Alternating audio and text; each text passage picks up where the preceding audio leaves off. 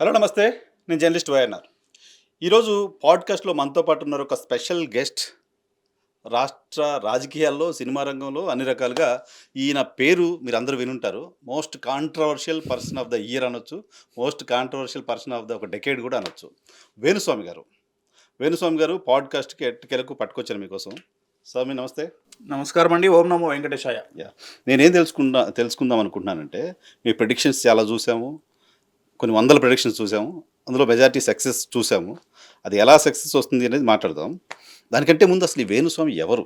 ఎక్కడ మొదలయ్యారు? ఎక్కడ స్టార్ట్ అయ్యారు ఏంటి అనేది? ఇది చాలా మంచి ప్రశ్న. ఇంతవరకు నన్ను ఎవరు అడగల. ఏ ఇంటర్వ్యూలో కూడా ఈ సెకండ్ పర్సన్ తెలీదు.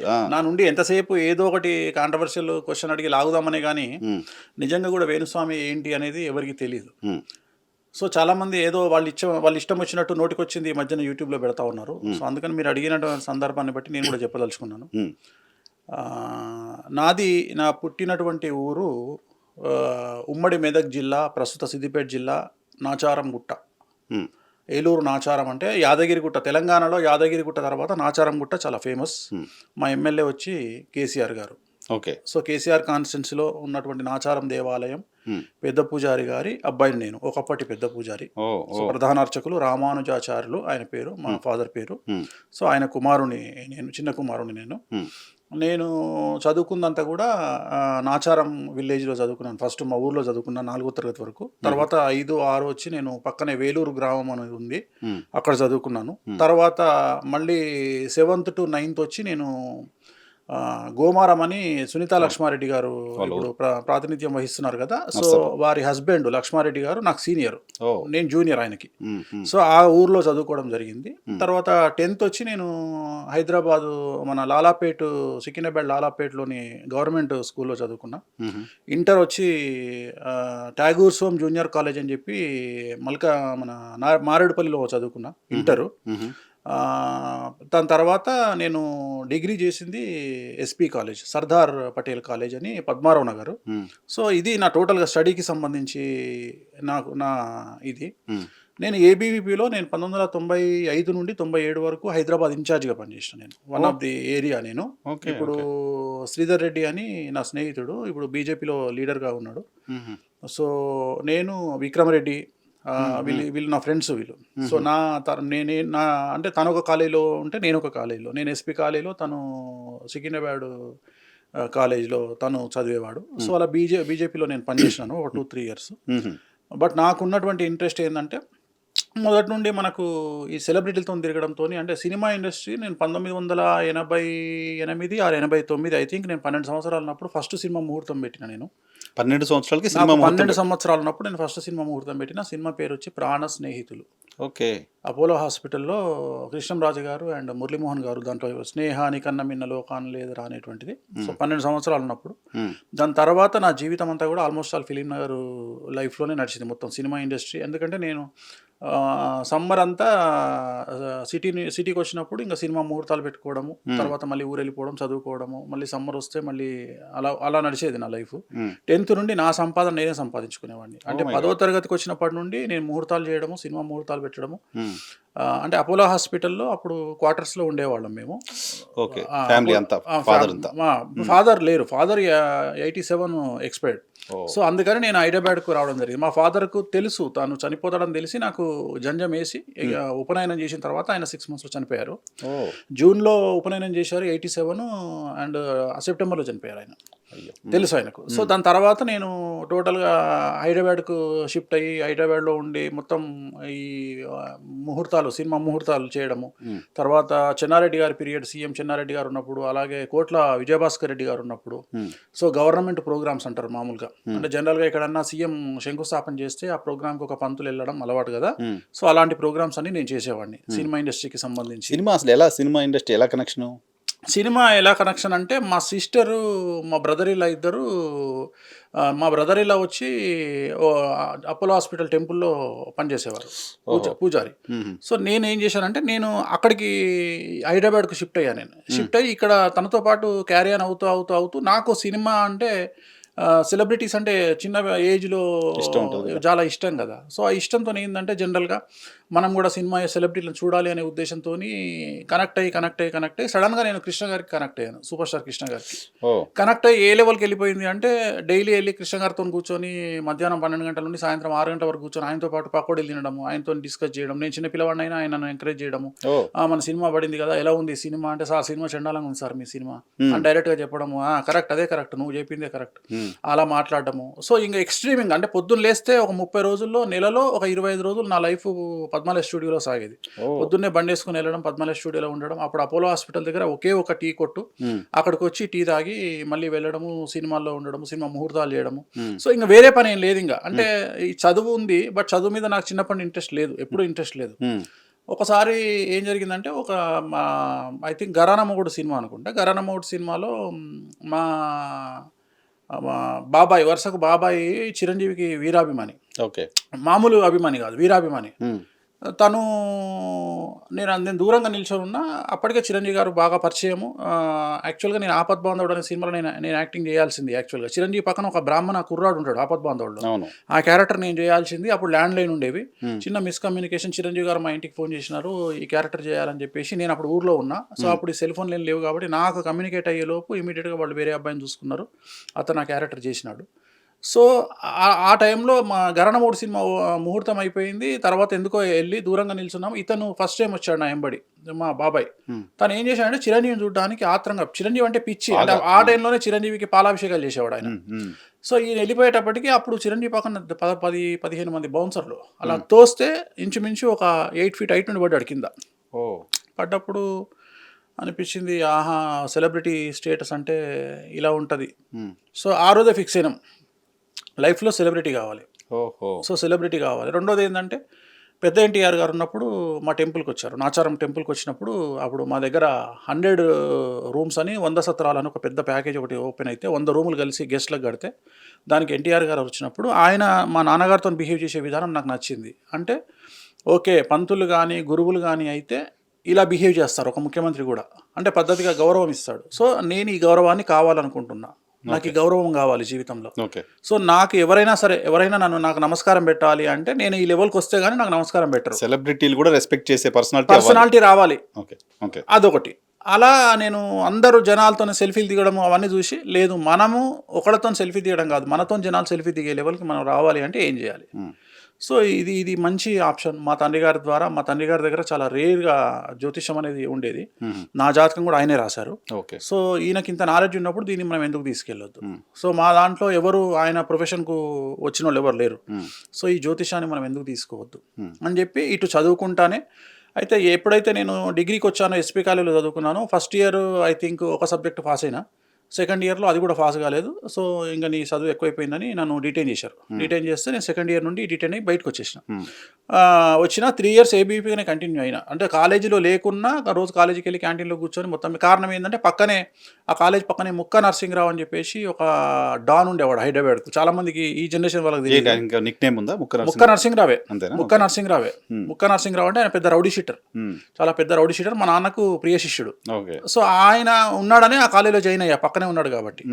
సో ఆయన ఉన్నాడు కాబట్టి ఇంకా నన్ను ఎవరు అడ్డుకునే వాళ్ళు లేరు. నేను ఆ క్యాంటీన్కి వెళ్ళి కూర్చునేవాడిని, క్యాంటీన్లో నా ఏబీవీపీ పనులన్నీ చేసుకునేవాడిని.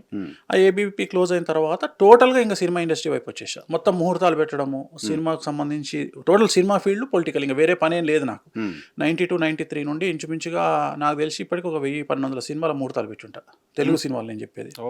అండ్ చాలా సినిమాలకు పనిచేసే, అన్నమయ్య సెట్ ఇన్ఛార్జ్గా పనిచేసిన నేను, గోవింద సెట్ ఇన్ఛార్జ్గా పనిచేసిన. అంటే గోవిందలో సినిమాలో శ్రీదేవికి షడగోపం పెట్టేది నేనే తిరుపతిలో. అంటే సోమయాజులు గారు పెద్ద పూజారిగా పనిచేస్తారు, ఆయన అసిస్టెంట్గా నేను ఉంటా. కారణం ఏంటంటే ఆ సినిమాలో యాక్టింగ్ చేయాలని కాదు ఇక్కడ ఉద్దేశం. నేను ఆ సినిమాలో సెట్ ఇన్ఛార్జ్ కాబట్టి, అంటే పొద్దున్న లేస్తే ఆ వెంకటేశ్వర స్వామి అయినా ఏం చేయాలి, పొద్దున్నే వెళ్ళి స్వామికి ఆరాధన చేసి నైవేద్యం పెట్టాలి. వెంకటేశ్వర స్వామికి పొద్దున దద్దోజనము, మధ్యాహ్నం పులిహోర, సాయంకాలము సొండలు పెట్టాలి. సో కంపల్సరీ పెట్టాలి, ఇన్ఛార్జ్ అక్కడే ఉండాలి నేను. అంటే ఎవరన్నా వస్తే గెస్ట్ హారతి ఇవ్వాలి, శ్రీదేవి వచ్చింది హారతి ఇవ్వాలి, నాగార్జున గారు వచ్చారు హారతి ఇవ్వాలి. సో ఆ ప్రాసెస్ అనేది యాస్టీస్గా జరిగేది, దాని ఇన్ఛార్జ్ నేను. అలాగే అన్నమయ్య సినిమాలో కూడా ఆ సెట్ ఇన్ఛార్జ్. సో ఇలా చేయడం వల్ల ఏమైపోయిందంటే జనాలతోని ఇంట్రాక్షన్, సినిమా ఇండస్ట్రీ మొత్తం మనల్ని గుర్తించడము, సినిమా ఇంట్లో అందరి ఇళ్లలో ఒక పిల్లాడిగా ఒక చాలా క్లోజ్, ఎందుకంటే చిన్న పిల్లోని నేను అప్పుడు. సో అట్లా మూవ్ అయ్యి అట్లాగే పొలిటికల్గా వచ్చేటప్పటికి కోటసుర విజయభాస్కర్ రెడ్డి గారు, చెన్నారెడ్డి గారు, దాని తర్వాత 1992లో చంద్రబాబు నాయుడు గారిని ఫైనాన్స్ మినిస్టర్ కూర్చోబెట్టాను నేను సీట్లో. 94 ఆర్ 92 ఐ థింక్. ఎందుకంటే 94 సీఎం కదా. కాదు 94 ఆయన 94 కాంగ్రెస్ గవర్నమెంట్ ఉంది. 95 మన సో ఆయన సీఎం రామారావు గారు గెలిచిన తర్వాత ఈయన finance minister. So finance minister కూర్చోబెట్టిన, 2 సార్లు సీఎంగా కూర్చోబెట్టిన. సో ఇప్పటికి కూడా మీరు లైబ్రరీలో ఈనాడు కానీ ఆంధ్రజ్యోతి కానీ మేబీ అప్పటికి ఉంటే ఆ పేపర్లు, ఈనాడు ఉంది, ఆంధ్రజ్యోతి ఉందో లేదో నాకు తెలియదు, ఆ పేపర్లు తీస్తే ఫ్రంట్ పేజీలో నా ఫోటో ఉంటుంది. చంద్రబాబు నాయుడు గారితోని పూజ చేసి డైరెక్ట్ గా సీట్ లో కూర్చోబెట్టి అక్షతలు వేస్తున్న ఫోటోనే ఉంటుంది డైరెక్ట్ గా. రెవెన్యూ మంత్రిగా, ముఖ్యమంత్రిగా. ఎస్, ఈ రెండు సార్లు ముఖ్యమంత్రి, ఒకసారేమో ఫైనాన్స్ మినిస్టర్. సో ఈ 3 ఫోటోలు ఇప్పటికీ ఉంటాయి. అంటే నేను అంత సీనియర్ చెప్పడం కారణం ఏంటంటే అంత చిన్నప్పటి నుండే మొత్తం దీంట్లో ఉన్నా. అలాగే కోట్ల విజయభాస్కర్ రెడ్డి, అలాగే చెన్నారెడ్డి గారు సీఎంగా ఉన్నప్పుడు ఆ టైంలో ఈ ప్రభుత్వ కార్యక్రమాలు నిర్వహించినటువంటి పురోహితులుగా నేను వన్ ఆఫ్ ది పురోహితుడిని. సో అలా కంటిన్యూ అవుతూ టోటల్గా ఇంకా సినిమా ఇండస్ట్రీకి వచ్చి 2004 నుండి టోటల్గా జ్యోతిష్యం వైపు టర్న్ అయిన. అప్పటి వరకు టైంపాస్ చేస్తూ ఆడుతూ పాడుతూ లైఫ్ని లీడ్ చేసి, అంటే జాలీగా సినిమాలు చూస్తూ ఏదో టైంపాస్ చేస్తూ ముహూర్తాలు చేసుకుంటూ, ఒక్కసారి 2004లో రాజశేఖర రెడ్డి గారు సీఎం అయిన తర్వాత టోటల్గా ఆస్ట్రాలజీ వరకు టైం అయిపోయాయి. టోటల్గా ఎందుకు అనిపించింది? జాతకపరంగా. ఎందుకు అనిపించడం కాదు, నాకు శుక్రమార్ద స్టార్ట్ అయింది. ఎగ్జాక్ట్గా 2004లో నాకు శుక్రమార్ద స్టార్ట్ అయింది. ఎప్పుడైతే శుక్రమార్ద స్టార్ట్ అయిందో అప్పటి వరకు తిరుగుతున్నటువంటి నేను, అంటే ఇంచుమించు 97 నుండి 2004 వరకు నాకు కేతుమార్దశ. కేతుమార్దశలో గాలి తెగిపోయిన గాలిపటం లాగా ఉంటుంది లైఫ్. సో నా లైఫ్ కూడా అంతే. అలాగే ఏదో విచిత్రంగా ఆ పని ఈ పని చేస్తూ, ఏదో టైంపాస్ చేస్తూ, సినిమా ఇండస్ట్రీ అని ఆటని ఇటని తిరిగి అంటే ఎప్పుడు సినిమా ఇండస్ట్రీలో యాక్టింగ్ పిచ్చులు, లేకపోతే యాక్టర్ అవ్వాలి అలాంటి పిచ్చి ఏం లేదు ఎప్పుడు. ఓన్లీ సినిమా ఇండస్ట్రీలో ముహూర్తాలు చేయాలి, విఐపీలతోని సెలబ్రిటీలతో నమస్తే పెట్టించుకోవాలి అనే కోరికనే తప్ప యాక్టింగ్ చేయాలి, వాని దగ్గరికి పోయి యాక్టింగ్ అడగాలి, ఈయన దగ్గరికి పోయి యాక్టింగ్ అడగాలి ఎప్పుడు లేదు. మీరేదో యాక్ట్ చేసిన ఫోటో ఒకటి బయట తిరుగుతూ ఉంటుంది. ఇప్పుడు ఈ మధ్య ట్రోల్ చేసింది ఏంటంటే, యాక్చువల్గా నేను జగపతి అనేటువంటి సినిమాలో చేశా. జగపతి బాబు గారు రౌడీ గెటప్, దాంట్లో పోలీసే కానీ రౌడీ. ఆయన వచ్చి ఏమంటాడంటే, పంతులు హుండీ కలెక్షన్ ఇంటికి పంపి అంటాడు నన్ను. అంటే నేను హీరోయిన్తో డైలాగ్ చెప్తా, చూసావమ్మా అందరూ తప్పు చేసి గుడికి వస్తారు, వీడు గుళ్ళోనే తప్పు చేస్తున్నాడు అని చెప్పి డైలాగ్. అది నాకు అదొకటే కాదు, చిరంజీవి గారిది శ్రీదేవికి పెళ్లి చేయించింది ఎస్పీ పరశురాంలో ఉంది. గోవిందాలో శ్రీదేవికి షడగోపం పెట్టింది ఉంది. అల్లరి సినిమాలో హీరో వేణు పంతులకు డబ్బులు ఇవ్వకపోతే ఎంగేజ్మెంట్ అయిన తర్వాత ఆయన మీద దాడికి వెళ్తాను నేను. ఏది పంతులందరిని వేసుకొని దాడికి వెళ్ళి కొట్లాడేది ఏమి ఉండదు, మంత్రాలతోనే డబ్బులు ఇవ్వకపోతే తంతామని వార్నింగ్ ఇస్తే డబ్బులు ఇస్తాడు.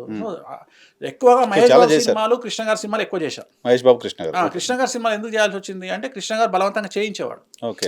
నాతో పాటు నువ్వు క్యారీ అవ్వాలి అంటే, నువ్వు సినిమాలు చేయాలి కదా క్యారీ అవ్వాలంటే, అందుకని నువ్వు నా సినిమాలో క్యారెక్టర్ చేయి. ఆ విధంగా అది కూడా పంతుల క్యారెక్టర్ వేరే, ఆయన అవసరం లేకున్నా ఆ క్యారెక్టర్ కావాలని సినిమా అంతా లాగేవాళ్ళు. అట్లా సినిమాలు కూడా ముహూర్తాలు, అమ్మ దొంగ దగ్గర నుండి మొదలుకుంటే కృష్ణ గారి సినిమాలు ప్రతి సినిమా ముహూర్తం నేనే పెట్టేది. అవునా సార్? కృష్ణ గారి సినిమాలు ప్రతి సినిమా నేనే ముహూర్తం పెట్టాను. అమ్మ దొంగ సూపర్ హిట్ కదా. అమ్మ దొంగ మా ఊరు ప్రొడ్యూసర్ సుధాకర్ బాబు అని గజ్వేలు. అవునా? అమ్మ దొంగ సూపర్ హిట్ సినిమా అది. సో నెంబర్ 1 గానీ కృష్ణారెడ్డి గారి సినిమాలన్నీ, కృష్ణారెడ్డి గారి అన్ని నేనే ముహూర్తాలు పెట్టాను. ఎస్వి కృష్ణారెడ్డి గారివి, రవిరాజ పినిశెట్టి, మోహన్ బాబు గారు, అట్లా ఆల్మోస్ట్ ఇంకా టాలీవుడ్లో 99% పెదరాయుడు సినిమా నేనే ముహూర్తం పెట్టింది. సో ఇవన్నీ కూడా ఆల్మోస్ట్ సినిమా ఇండస్ట్రీలో ముహూర్తాలు పెట్టి 2004 తర్వాత డ్రాప్ అయిన. మొత్తం ఒక్కసారి సినిమా ఇండస్ట్రీని వదిలేసి టోటల్గా ఆస్ట్రాలజీ వైపు వచ్చింది 2004లో. సో అప్పుడు సినిమా ఇండస్ట్రీలో ఉన్నప్పుడు కృష్ణ గారితో ఉన్నప్పుడు, మహేష్ బాబు గారితో అప్పుడు పరిచయం? అప్పుడు మహేష్ బాబు గారితో అప్పుడు ఆ టైంలో గోటీలు ఆడేవాళ్ళము, క్రికెట్ ఆడేవాళ్ళం పద్మాలయ స్టూడియోలో. ఆయన చెన్నైలో ఉండేవారు మహేష్ బాబు. సో హైదరాబాద్కి వచ్చినప్పుడు సెలవులు వచ్చేవాళ్ళు. ఆయన సెలవులు వచ్చినప్పుడు ఆ టైంలో జనరల్గా ఏం చేసేవాళ్ళు, కృష్ణ గారు ఊటీలో షూటింగ్ పెట్టుకునేది. కృష్ణ గారికి ఎండ అంటే పడదు అస్సలు, ఎప్పుడైనా ఊటీలో షూటింగ్ పెట్టుకునేవారు. సో జనరల్గా మహేష్ బాబు డైరెక్ట్గా అక్కడికి వెళ్ళేవాళ్ళు. సో ఆ సందర్భంలో ఏంటంటే, ఎప్పుడైనా హైదరాబాద్కి వచ్చినప్పుడు మాత్రము ఆ స్టూడియోలో, ఎందుకంటే ఇంత హడావిడి, ఇంత జనాలు, అసలు అపోలో హాస్పిటల్ నుండి ఫిలిం నగర్కి వెళ్తే మనకు ఒక మనిషి మ్యాక్సిమం ఒక మనిషి కనిపించవచ్చు ఆ టైంలో. నేను మాట్లాడేది 90 నుండి 98, 2004 వరకు కూడా పెద్దగా ఏం లేదు. సో ఆ టైంలో మాకేముంది, ఆ టైంలో ఇన్ని బండ్లు కూడా లేవు. అప్పుడైంది టీవీఎస్ చాంప్, మా వెహికల్ టీవీఎస్ చాంప్ వేసుకొని ఆ టీవీఎస్ చాంప్ మీద తిరగడం. సో అదో ఒక డిఫరెంట్ లైఫ్, ఇంత సోషల్ మీడియా లేదు. సో జనాలందరూ కూడా అప్పుడు భారతదేశంలో ఫస్ట్ సెల్ ఫోన్ పెట్టిన పంతులు నేనే. ఆహా. సో ఇది 1996 జూన్ 6వ తేదీ వార్తా పేపర్లో మీకు సెల్ పంతులు బిజీ బిజీ అని ఒక ఆర్టికల్ వచ్చింది నా మీద. ఓ. సో అప్పుడు ఇన్కమింగ్ ₹8.40 ఇన్కమింగ్. ఇన్కమింగ్. ఆ రోజు పెట్టాను నేను ఫోను. నా గురించి ఆర్టికల్ వచ్చింది, డేట్ కూడా చెప్తున్నా, జూన్ 6, 1996 నాడు నా గురించి ఆర్టికల్ వచ్చింది ఒకటి. ప్రవీణ్ అని అప్పుడు వార్త ఇప్పుడు కూడా కంటిన్యూ అవుతా ఉన్నాడు తను, సినిమా జర్నలిస్ట్.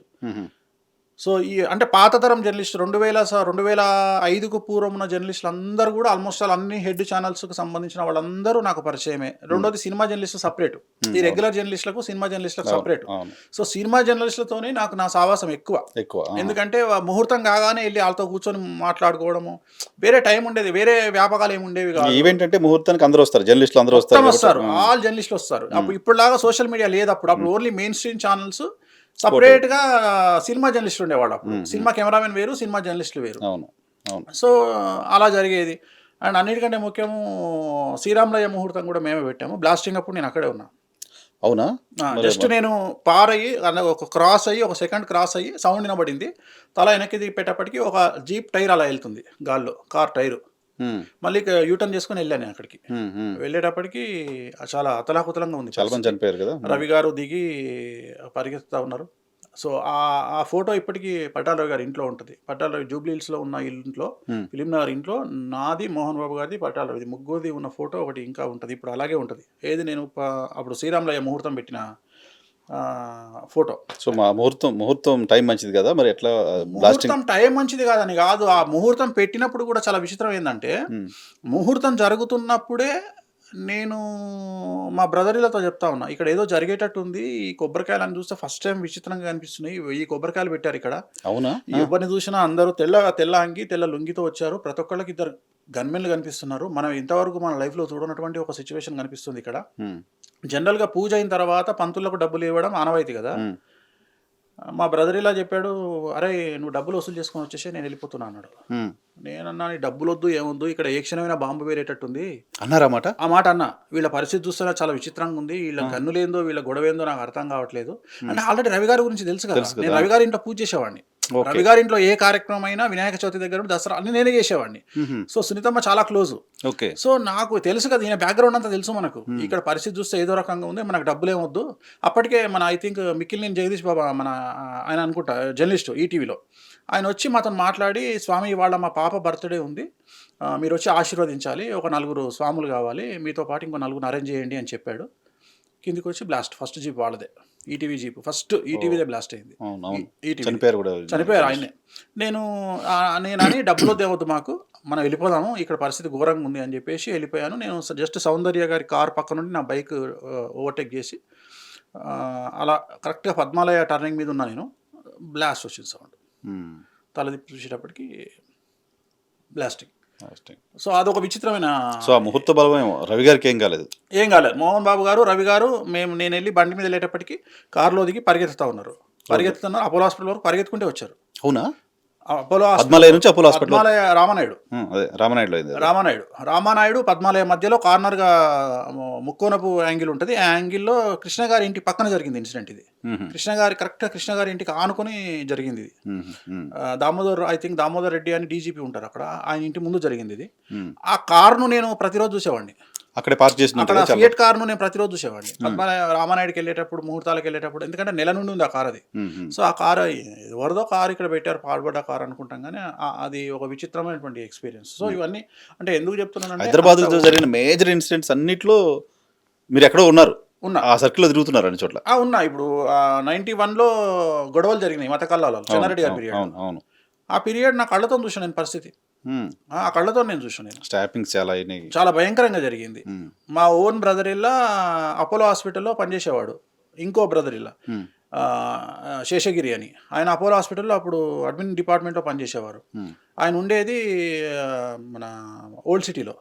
సో ఏమైపోయింది, ఓల్డ్ సిటీ పైన ఎక్కి ఈయన చంపడానికి, ఈయన బ్రాహ్మణ్ కదా, చంపడానికని వేరే వాళ్ళు వచ్చి ఈయన చంపడానికి ప్రయత్నం చేస్తే అపోలో హాస్పిటల్కి ఫోన్ చేసి నాకు హార్ట్ అటాక్ వచ్చింది అని అంబులెన్స్ పిలిపించుకొని ఆ అంబులెన్స్లో ఎక్కి హాస్పిటల్కి వచ్చి, మళ్ళీ హాస్పిటల్ మరి ఉత్తగానే అబద్ధాలు చెప్తే గొడవ జాబ్ తీసేస్తారు కదా, అందుకని వెళ్ళి హాస్పిటల్లో పడుకొని ఒక 1 డే ఉండి వచ్చి ఇంకో వాళ్ళ తమ్ముడు, మా బ్రదర్ ఇలా వచ్చి మళ్ళీ ఆ ఇంట్లో అంటే అందరూ అప్పుడు సెక్యూరిటీ కోసం వచ్చి ఇక్కడ మా అపోలో హాస్పిటల్లో ఉన్నారు. ఎందుకంటే జూబ్లీ హిల్స్ అనేది సేఫ్ జోన్, ఓకే. అంటే రిచెస్ట్ ఏరియా కాబట్టి ఇక్కడ సేఫ్ జోన్, విఐపీస్ ఉంటారు కాబట్టి సెక్యూరిటీ ఎక్కువ ఉంటుంది. విఐపి ఉంటారు. ఆ టైంలో ఆ పర్టికులర్ 10-15 డేస్లో ముహూర్తాలు పెట్టుకున్న వాళ్ళు, పెళ్ళిళ్ళు ముహూర్తాలు పెట్టుకున్న వాళ్ళందరూ ఫంక్షన్ హాల్స్ వదిలేసి అపోలో హాస్పిటల్లో డైలీ 2 మ్యారేజెస్ జరిగినాయి. డైలీ మార్నింగ్ హాస్పిటల్ లోపల, హాస్పిటల్ లాన్లో నేను మాట్లాడేది, హాస్పిటల్ లాన్లో, ఎందుకంటే సేఫెస్ట్ ఏరియా.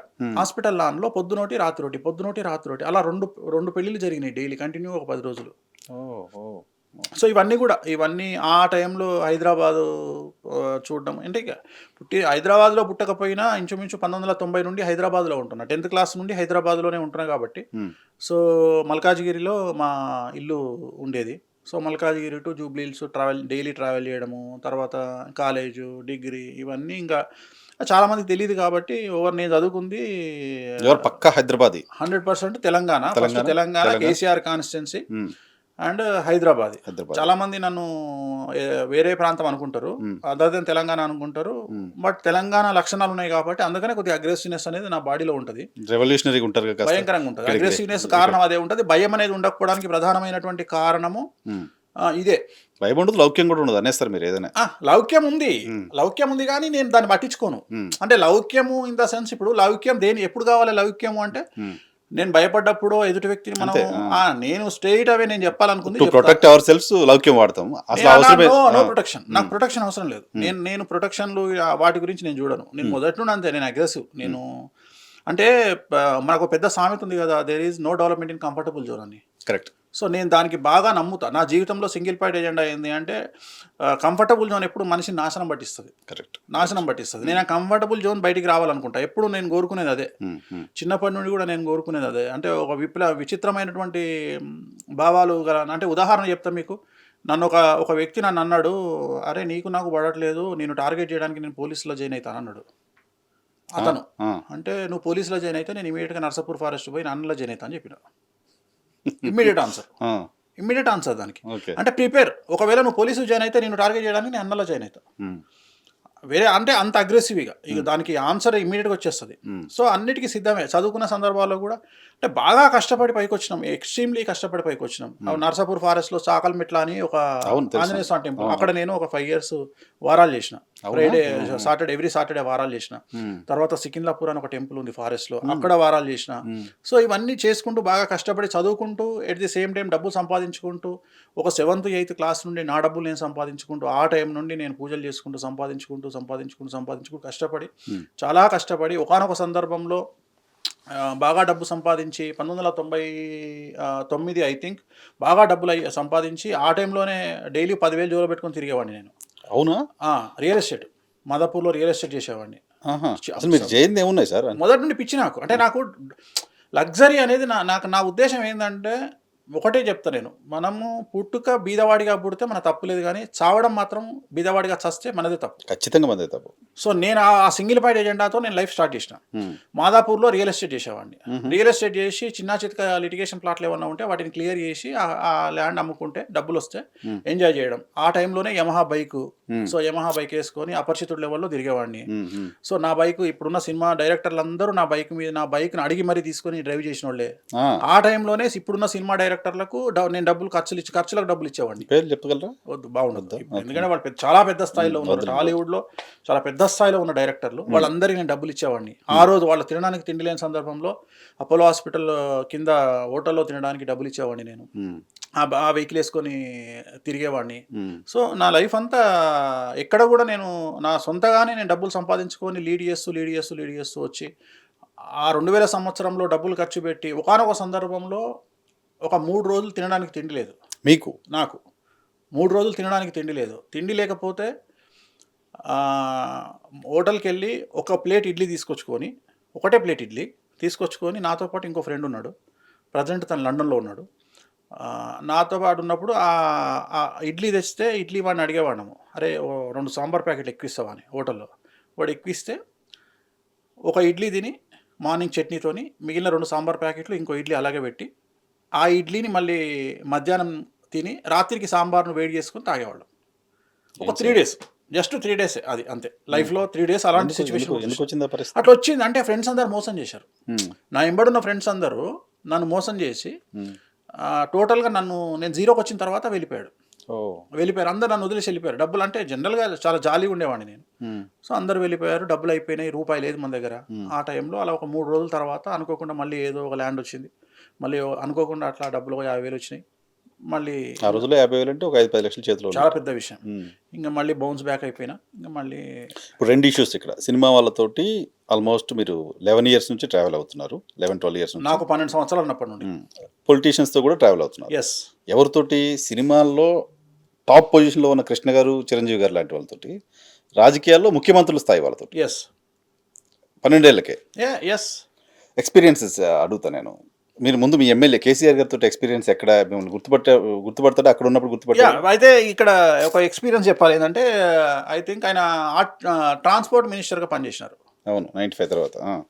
ఐ థింక్ పనిచేస్తే ఒకరోజు బైక్ మీద వస్తుంటే బేగంపేటలో ఒక ట్రాఫిక్ ఎస్ఐ పట్టుకున్నాడు మిమ్మల్ని. పట్టుకుంటే తాళం ఎస్ఐకి ఇచ్చేసి ఆటో ఎక్కి డైరెక్ట్ కేసీఆర్ గారి ఇంటికి వెళ్ళిపోయినా. అప్పుడు తార్నాకలో ఆర్టీఏ హౌస్, అంటే ఆర్టీఏ మినిస్టర్ అక్కడే ఉండాలి, ట్రాన్స్పోర్ట్ మినిస్టర్ క్యాంప్స్ ఇస్తారు. క్యాంప్ ఆయన రైట్ సైడ్లో తార్నాకలో ఆ చర్చి పక్కన ఉండేది. వెళ్ళిపోయి ఆడెవడో పలానా ఎస్ఐ అంట నా బండి పట్టుకున్నాడు, ఫోన్ చేసి ఆయన పిలిపించాడు. ఆ బండి తీసుకొని వచ్చాడు, కేసీఆర్ ఇంటికి వచ్చాడు. వచ్చి సార్ తప్పైంది సార్ అని చెప్పేసి వెళ్ళిపోయాడు. అంత క్లోజ్. అప్పుడు ఆయన 2-3 సార్లు తెలంగాణ రాకముందు ఆయన 2-3 సార్లు మినిస్టర్గా ఎంపీగా రిజైన్ చేసినప్పుడు, ఎంపీగా నామినేషన్ వేసినప్పుడు ప్రతిసారి నామినేషన్ బీ ఫామ్కి పూజ నేనే చేసేవాడిని. నాతో పాటు ఇంకో 2 పంతులు ఉండేవాళ్ళు. 2014 వరకు ఐఆమ్ విత్ కేసీఆర్. 2014 సీఎం అవ్వగానే నేను డ్రాప్ అయినా. ఆ రోజు నుండి మళ్ళీ ఈ రోజు వరకు నేను ఇంతవరకు ఆయన్ని కలవాల. మీరు డ్రాప్ అయ్యారా? ఆయన డ్రాప్ చేశారా? ఎందుకు డ్రాప్ అవ్వాలి? అంటే ఈ లోపల ఏమైపోయిందంటే, ఈ తెలంగాణ కోసం కష్టపడ్డోళ్ళు, తెలంగాణ కోసం వీళ్ళందరూ పక్కకి వెళ్ళిపోయి సడన్ గా ఈ కొత్త పంతులు, కొత్త బ్రాహ్మిన్స్ అందరూ ఆయన దగ్గర చాప కింద పవర్ వచ్చేటప్పటికి వీళ్ళందరూ వచ్చేసారు అక్కడికి. వచ్చి ఆయన్ని ఓన్ చేసుకోవడము, ఈయన మా మనిషి అని చెప్పుకోవడము, ఆ రకంగా స్టార్ట్ అయిపోయింది. అది మీ దాంట్లో లేరు ఫస్ట్. అసలు మనకు మొదటి నుండి మనకు జోకడం అలవాటు. మన దగ్గర త్రాసు అనేది ఉండదు ఎప్పుడు. మనం స్ట్రైటే, మనం జోకే బాధ్యత. ఎవరైనా సరే మనం జోకడం మనకి. రెండోది ఏంటంటే, కేసీఆర్ గారి దగ్గర ఉన్న లక్షణం ఏంటంటే, ఆయనకి నెగిటివ్గా చెప్తే తట్టుకోలేరు. అంటే ఆయనకు సబ్జెక్ట్ ఉంది జాతకాల మీద, కానీ నెగిటివ్ చెప్తే ఒప్పుకోరు. అంటే జనరల్గా జరిగేది ఏంటంటే, చాలామంది ప్రశంసలకే పడిపోతారు. సో నా మెంటాలిటీ ఏంటంటే, ఫస్ట్ జ్యోతిష్యం నేను ఒకటే చెప్తాను. నేను ఇప్పుడు మనం డాక్టర్ దగ్గరికి పోయినాం, డాక్టర్ మనల్ని బ్లఫ్ చేయొద్దు. క్యాన్సర్ ఉంటే క్యాన్సర్ ఉంది, ధైర్యంగా ఉండు, 10 ఏళ్లలో ఒక 10 నెలల్లో వచ్చేవాడు 10 ఏళ్ళు బతుకుతావని చెప్పాలి డాక్టర్. అంతేగాని మభ్య పెడితే తెలియకుండా పోతాం కదా. ఇప్పుడు చాలా మంది నాకు నేను జాతకాలు చూస్తా కాబట్టి చాలా మంది డాక్టర్ ఫోబియా అని ఒకటి ఉంటుంది, హాస్పిటల్ ఫోబియా అని ఒకటి ఉంటుంది. హాస్పిటల్కి వెళ్తే ఏం జరుగుతుంది అనే ఉద్దేశంతో అవాయిడ్ చేసేవాళ్ళు చాలా మంది ఉంటారు. వాళ్ళందరూ కార్డియాక్ అరెస్ట్తో చనిపోతారు. ఎందుకు అంటే వాళ్ళకి ట్రీట్మెంట్ జరగదు. అంటే ఉదాహరణ, వాళ్ళు ఇప్పుడు బీపీ ఉంది, మనం హాస్పిటల్కి వెళ్తే బీపీ ఉంటే టాబ్లెట్ వేసుకోవాలా. అట్లనే మనకు కొలెస్ట్రాల్ ఉంది, ఒక టాబ్లెట్ వేసుకోవాలా. షుగర్ ఉంది, ఒక టాబ్లెట్ వేసుకోవాలా. కానీ చాలా మంది ఏం చేస్తారు అంటే, హాస్పిటల్కి వెళ్తే రోగాలు బయటపడతాయనే ఉద్దేశంతో అవాయిడ్ చేస్తారు. అవాయిడ్ చేసినట్టు ఏమైతుంది, లోపల ఇన్నర్గా డ్యామేజ్ జరిగి కార్డియాక్ అరెస్ట్తోనో లేకపోతే మల్టిపుల్ ఆర్గాన్ డిజార్డర్తోనో చనిపోతారు. సో అందుకని నేనేమంటానంటే, ధైర్యంగా ఫస్ట్ జాతకంలో ఉన్న నెగిటివే చెప్పాలి. సో చాలామంది నన్ను విమర్శిస్తూ ఉంటారు, పెళ్ళి కూడా కాలేదు అప్పుడే వీడు జాతకాల్లో విడిపోతాడు అని చెప్పే వేణుస్వామి పనికిమాలిన వెధవా అంటే, నేనేమంటానంటే, ఈ జనరేషన్లో అరేంజ్డ్ మ్యారేజీల్లో ఇంచుమించు 60-70% డివోర్స్ అవుతున్నాయి. ప్లస్ లవ్ మ్యారేజ్ల్లో 19 that is not love marriage, that is calculated love marriage. So ఆ లవ్ మ్యారేజ్లు 100కు 99% డివోర్స్ అవుతున్నాయి. నేనేమంటున్నానంటే, జాతకాలు చూసుకొని పెళ్ళిళ్ళు చేసుకోండిరా బాబు. నువ్వు అబ్బాయి దగ్గర ఉన్న కక్కుర్తి పడి బెంజ్ కారో లేకపోతే అమ్మాయి దగ్గర ఉన్న ఫ్లాటో చూసి నువ్వు పెళ్లి చేసుకుంటే రేపు పొద్దున పెళ్ళైనాక 6 నెలలకు మీకు డివోర్స్ అవుతుందిరా. సో మీ జాతకంలో షష్టాష్టకాలు ఉన్నాయా, ఏకనాడు దోషాలు ఉన్నాయా, వర్ణ దోషాలు ఉన్నాయా, ఏమున్నాయో మీరు చెక్ చేసుకుని చేసుకుంటారా అని నేను చెప్తున్నా. కానీ నన్ను ట్రోల్ చేసేవాళ్ళు, విమర్శ చేసేవాళ్ళు, వీడు పెళ్లి కూడా కాకముందే అప్పుడే పెటాకులు కావాలని కోరుకుంటుంటే, నేను ఎందుకు కోరుకుంటా? ప్రతిసారి నేను కోరుకునేది ఒకటే, నేను చెప్పే జ్యోతిష్యం ఫెయిల్ అయినా సరే, నన్ను జనాలు అమ్మనా బూతులు తిట్టినా సరే, నేను చెప్పింది ఫెయిల్ కావాలని కోరుకుంటా. నేను చెప్పింది ఫెయిల్ అవ్వడం వల్ల అవతలోడు లక్ ఫీల్ అవుతాడు. ఎందుకంటే ఇప్పుడు ఒక వ్యక్తికి మరణగండం ఉంది. ఆ మరణగండం అరే బాబు నువ్వు బతుకురా ఇంకా 10 ఏళ్ళు అంటే నేను ఫెయిల్ కావచ్చు వాడికి చెప్పి. కానీ వాడు బతికాడనే ఆనందం ఉంటుంది. అట్లనే వాళ్ళిద్దరు విడిపోతారని చెప్పి వాళ్ళిద్దరు కలిసి ఉండమని చెప్తున్నాను నేను. కలిసి ఉండడం వల్ల నన్ను జనాలు తిట్టవచ్చు నువ్వు చెప్పింది తప్పు వేణుస్వామి అని. కానీ వాళ్ళు కలిసి ఉండడం నాకు సక్సెస్. సో నేను చెప్పింది జరగాలని నేను ఎప్పుడు కోరుకోను. అది కూడా నాకు బాధనే. అది నాకు చెప్పింది జరిగింది కూడా. ఒక వ్యక్తి చెడు జరగాలి అని నేను ఎందుకు కోరుకుంటా? అంతే కదా. పురోహితుడు అంటే పురహితాన్ని కోరుకునేవాడే పురోహితుడు. ఆ ఊరు గ్రామాన్ని మంచి కోరుకునేవాడు. దాంట్లో నేను ఒకడిని. సో నేను ఎందుకు బాధపడతా? నేను ఎందుకు వాళ్ళు బాధపడి వాళ్ళు అయ్యో ఇట్లా జరుగుతుంది అని చెప్పాలని ప్రయత్నం చేస్తాను. సో చాలా మంది ఏమనుకుంటారు అంటే నెగిటివ్ గా మాట్లాడుతూ ఉన్నాడు ఈయన నెగిటివ్ చెప్తా ఉన్నాడు. సో అలా నెగిటివ్ చెప్పడం కేసీఆర్ గారికి ఇష్టం ఉండదు. సో అందువల్ల నేను ఆయనకు దూరంగా ఉండాల్సి వచ్చింది. అదొకటే రీజన్ తప్ప వేరే రీజన్ ఏం లేదు. అంతకుముందు అసలు పరిచయం ఎట్లా ఊర్లో ఎట్లా నాన్నగారి ద్వారా? మా ఫాదర్ కు చాలా పెద్ద పేరు. తెలంగాణ ప్రాంతంలో పెద్ద పూజారి అంటే చాలా మంది గుర్తిస్తారు. చాలా పెద్ద పూజారి. ప్లస్ ఆయన షర్ట్ అనేది ఆయన లైఫ్ లో షర్ట్ వేసుకోలే. షర్ట్ అనేది ఓన్లీ ధోతి పైన కండువ. మార్నింగ్ ఆయన హైదరాబాద్కి వస్తే మార్నింగ్ 4 o'clock లేచి 4 o'clock అన్నం తిని హైదరాబాద్ వచ్చి ఇంట్లో తిని మళ్ళీ మంచినీళ్ళు కూడా బయట తాగకుండా మళ్ళీ నైట్ ఇంటికి వెళ్ళి మళ్ళీ అన్నం తినే మనిషి. అలాంటి తండ్రికి మందు మాంసం తినే కొడుకును తయారైన నేను. నా వామాచార పద్ధతి కాబట్టి మరి ఖచ్చితంగా చేయాల్సిందే కదా. ఇప్పుడు డాక్టర్లో ఎట్లయితే స్టిరాయిడ్స్ వాడతారో, ఎట్లయితే నార్మల్ మెడిసిన్ స్టిరాయిడ్స్ మెడిసిన్ ఉంటాయో, అట్లా నేను చేసే పూజలు వామాచారం కాబట్టి నేను అవి లేకపోతే నేను చేయలేను పూజలు. వాటికి దూరంగా ఉంటే సక్సెస్ అనేది ఉండదు నాకు. నేను అందుకని ఖచ్చితంగా వాటితోనే చేయాల్సి వస్తుంది. ఆయనకేమో షర్ట్లు కూడా లేవు, మీరేమో రంగురంగులు పూల చొక్కాలు. సరే, ఇప్పుడైతే కోట్ల విజయభాస్కర్ రెడ్డి గారితో ఏంటి అనుకుందాం? కోట్ల విజయభాస్కర్ రెడ్డి గారితో ఎంఎస్ రెడ్డి గారు ఉండేవారు అప్పుడు. ఎంఎస్ రెడ్డి గారు, కోట్ల విజయభాస్కర్ రెడ్డి గారు వియ్యంకులు. సో అమ్మోరు సినిమా టైం కానీ ఇవన్నీ. సో కోట్ల విజయభాస్కర్ రెడ్డి గారు చాలా మంచి వ్యక్తి. అంటే ఇవన్నీ ఇప్పుడు వాళ్ళ స్టేటస్ తెలుసుకునే నాలెడ్జ్ నాకు ఎక్కడ వచ్చింది? చిన్నపిల్లలు కదా అప్పుడు. నేను 15 ఏళ్ళు 16 ఏళ్ళు అంటే ఒక ముఖ్యమంత్రి గురించి అర్థం చేసుకోవాలంటేనే తడిచిపోతుంది. ఇంకా నాకు ఏమీ తెలియదు అప్పుడు. ఇంత సెక్యూరిటీ కూడా ఇంత ఉండేది కాదు. అంటే మామూలుగా ఎవరో ఒక సిఎస్ఓ ఉండేవాళ్ళు, చీఫ్ సెక్యూరిటీ ఆఫీసర్. ఆయన మనకు తెలిస్తే చాలు, వేణుస్వామి వస్తే, వేణుపంతులు వస్తే ఎవరు టచ్ చేయొద్దురా అని చెప్పి అయిపోయింది. అక్కడికే కథం. ఇంకా మనం పోతే మనం ఎవడు ఆపేవాడు కాదు అక్కడ. మన బండి నెంబర్ ఉండేది, ఆ టీవీ స్టాంప్ వేసుకొని వెళ్ళిపోయేవాళ్ళం.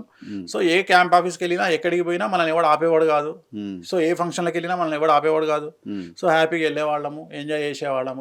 ఇంత బిల్డప్, ఈ సీఎం అథారిటీ, ఇంత సెక్యూరిటీ, ఇంత అడావిడి ఎక్కడ ఏం లేదు అసలు. కోట్ల భాస్కర్ రెడ్డి గారైనా, చెన్నారెడ్డి గారైనా, నేదురుమల్లి జనార్దన్ రెడ్డి గారైనా, సో ఇంత లేదు. సో అట్లా ఇంచుమించు 2000 వరకు అలాగే ఉంది సిచ్యువేషన్ గ్రౌండ్ లెవెల్లో. సో అప్పటి వరకు నాకేం ప్రాబ్లం లేదు. ఒకసారి చంద్రబాబు నాయుడు గారికి పదవీ గండం వచ్చింది.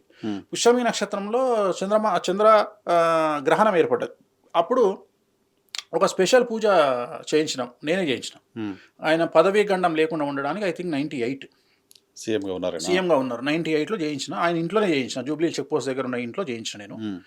సో 120 జంటలు అంటే 120 మంది భార్యాభర్తలు అంటే 240 మంది. 240 మందితో కార్యక్రమం చేయించిన. సో ఆ రోజు నేనే దగ్గరుండి ఆయన ఇంటి చుట్టూ ఒక 3 ప్రదర్శనలు చేయించి అవన్నీ నేను చేయించిన.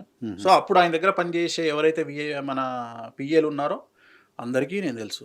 ఆ టైంలో ఉన్న జర్నలిస్టులు అందరికీ నేను తెలుసు. ఆ రోజు ఆ కార్యక్రమం జరిగిన తర్వాత ఆయన పదవి గండం మిస్ అయింది. మళ్ళీ ఆయన పదవి కంటిన్యూ చేసినారు. సో అప్పటి వరకు ఇంచుమించు 2002 వరకు నేను పొలిటికల్గా నేను కంటిన్యూ అయినా. ఒక 2002 నుండి 4 వరకు బ్రేక్ తీసుకున్నా. మళ్ళీ రాజశేఖర రెడ్డి గారు వచ్చిన తర్వాత ఇంకా టోటల్గా యూటర్న్ తీసుకొని అప్పుడు ఇంకా ఆస్ట్రాలజీ అనేది స్టార్ట్ చేసి నా ఫస్ట్ ప్రిడిక్షన్ 2008 రాజశేఖర రెడ్డి గారి బావమరిది, యోగి సినిమా నిర్మాత చంద్ర ప్రతాప్ రెడ్డి గారు చనిపోతారని చెప్పి 8 months బిఫోర్ చెప్పిన. నేను February 28 ప్రిడిక్ట్ చేస్తే October 10th ఆయన చనిపోయారు. ఎవరికి చెప్పారు ఆ విషయం? ఆయనకే చెప్పారు చనిపోతారని. షర్మిల గారి భర్తనైనా మొదటి భర్తన అంటారు. సో ఆయన చంద్రప్రతాప్ రెడ్డి గారు అని జగన్మోహన్ రెడ్డి గారి సొంత మేనమామ, చిన్న మేనమామ. రవీంద్రనాథ్ రెడ్డి గారి తమ్ముడు, చిన్న అతను. మొత్తం వాళ్ళు ముగ్గురు. ఈయన లాస్ట్ అతను. సో హైదరాబాద్లో ఇప్పుడు వెలుగుతున్నటువంటి కొన్ని పెద్ద పెద్ద సినీ మాల్స్, కొన్ని 7 star హోటల్స్కు ఆయనే ఒరిజినల్ ఓనరు. అంటే ఆయన శంకుస్థాపన చేసిన తర్వాత ఆయన లేరు, చనిపోయినారు. సో అది ఎలా జరిగింది అంటే 2008 ఫిబ్రవరి ఐ థింక్ 2008 ఫిబ్రవరి 28వ తేదీ నాడు మార్నింగ్ 5:30కి ఆయన ఫోన్ చేసినారు. ఫోన్ చేసి, స్వామి నేను కడప నుండి హైదరాబాద్ వస్తుంటే నా స్కోడా కార్కి కాకి కొట్టుకొని చనిపోయింది, ఏం చేయాలి అని అడిగారు. సో, ఇమ్మీడియట్‌గా ఆయన ఫోన్ చేయగానే, సార్ మీరు డైరెక్ట్‌గా వచ్చేయండి. ఎక్కడ మీరు ఆగొద్దు. టీ కూడా తాగొద్దు అంటే వచ్చారు. వచ్చిన తర్వాత ఫోన్ చేస్తే 11:30కి ఆయన ఇంటికెళ్ళాను నేను. ఇంటికెళ్ళి అప్పుడు స్వర్ణజిత్ సేన్ డీజీపీ వాళ్ళ ఇంట్లో ఈయన కిరాయికి ఉండేవాళ్ళు. ఓహో! ట్రిప్లెక్స్ విల్లా అది. సో, నేను కిందికెళ్ళి ల్యాప్‌టాప్ అవన్నీ పంచాంగం తీసి, సార్ మీకు లైఫ్ థ్రెట్ ఉంది. ఒక 6 మంత్స్‌లో మీరు చనిపోయే అవకాశం ఉంది. మనం ఇమ్మీడియేట్‌గా రెమెడీ చేయాలి సార్ అని చెప్పాను. నేను ఈ మాటలు మాట్లాడుతూనే ఉన్నా. వాళ్ళ ఆవిడ పైనుండి కిందికి దిగొచ్చి నన్ను బండబూతులు తిట్టింది. తిట్టి ఇంట్లో నుండి మెడబెట్టి బయటికి గెంటేసింది. అంటే ఆ లెవెల్‌లో. నేను నవ్వుకుంటూ నా ల్యాప్‌టాపు, నా పంచాంగం సంచిలో పెట్టుకొని నోరు మూసుకొని బయటకొచ్చా. కరెక్ట్‌గా కట్ చేస్తే ఫిబ్రవరి అంటే March, April, May, June, July, August, September, October 8th month Karnataka Bengaluru నుండి కడపకొస్తుంటే చిన్న కల్వర్ట్‌కు తగిలి డ్రైవర్ బతికాడు. ఆయన చనిపోయారు. Oh! That is my first sensational prediction. నా first sensational prediction. Next prediction 2009 September 2 నుండి సెప్టెంబర్ 9 మధ్యన రాజశేఖర రెడ్డి గారు డెత్ అవుతుంది అని చెప్పిన. అవునా? నా సెకండ్ ప్రిడిక్షన్. అది చెప్పి నేను ఇంటికి వస్తున్నా, నా మీద రెడ్డిస్ అందరు కలిసి మాదాపూర్ చౌరస్తాలో అటాక్ చేశారు. ఇప్పటి ప్రజెంట్ ఇప్పుడు కాల్ రికార్డింగ్ ఈ ఏమంటారు దాన్ని, ఇప్పుడు దొరుకుతుంది కదా, ఏదో ఫోన్ ట్యాపింగ్లో ఉన్న భుజంగరావు గారు అప్పుడు మాదాపూర్ సిఐ. సో ఎంబడే ఫోన్ చేయగానే ఇమీడియట్గా మనుషుల్ని పంపించారు. పోలీసు వాళ్ళు వచ్చి ఇమీడియట్గా గొడవ అక్కడ ఉన్న వాళ్ళందరినీ పంపించి వెళ్ళగొట్టి, మళ్ళీ రాజశేఖర్ గారు చనిపోయిన తర్వాత ఎవరెవరైతే రెడ్డిస్ నా మీద అటాక్ చేశారో అందరూ వచ్చి కాళ్ళు మొక్కారు నాకు తప్పైందని. That is my second prediction. Third prediction Jagan జైలుకి వెళ్తాడని చెప్పడం. ఇది నా 3 ప్రిడిక్షన్. దీని తర్వాత ఈ సంచలనం ఎప్పుడైతే జరిగిందో అప్పుడు టోటల్గా ఈ పూజలు గీజలు అన్నీ వదిలేసి 100% ఇంటూ ఆస్ట్రాలజీ. అప్పుడు ఆస్ట్రాలజీగా రూపాంతరం చెందింది. శుక్రమార్త స్టార్ట్ అయిన ఒక 2-3 ఇయర్స్లో మొత్తం ఇంకా టోటల్గా ఆస్ట్రాలజీకి టర్న్ అయిపోయినా. అసలు ఇంకా వేరే వ్యాపకాలన్నీ బంద్ చేసి ఆస్ట్రాలజీకి టర్న్ అయినా. అప్పటికే నేను తెలంగాణ, ఆంధ్రప్రదేశ్, ఉమ్మడి ఆంధ్రప్రదేశ్లో నేను రాయల్ ఛాలెంజ్ అనేటువంటి water, soda, drought beer distributor. అవునా? అప్పటికే వ్యాపారం సెపరేట్గా ఉంది.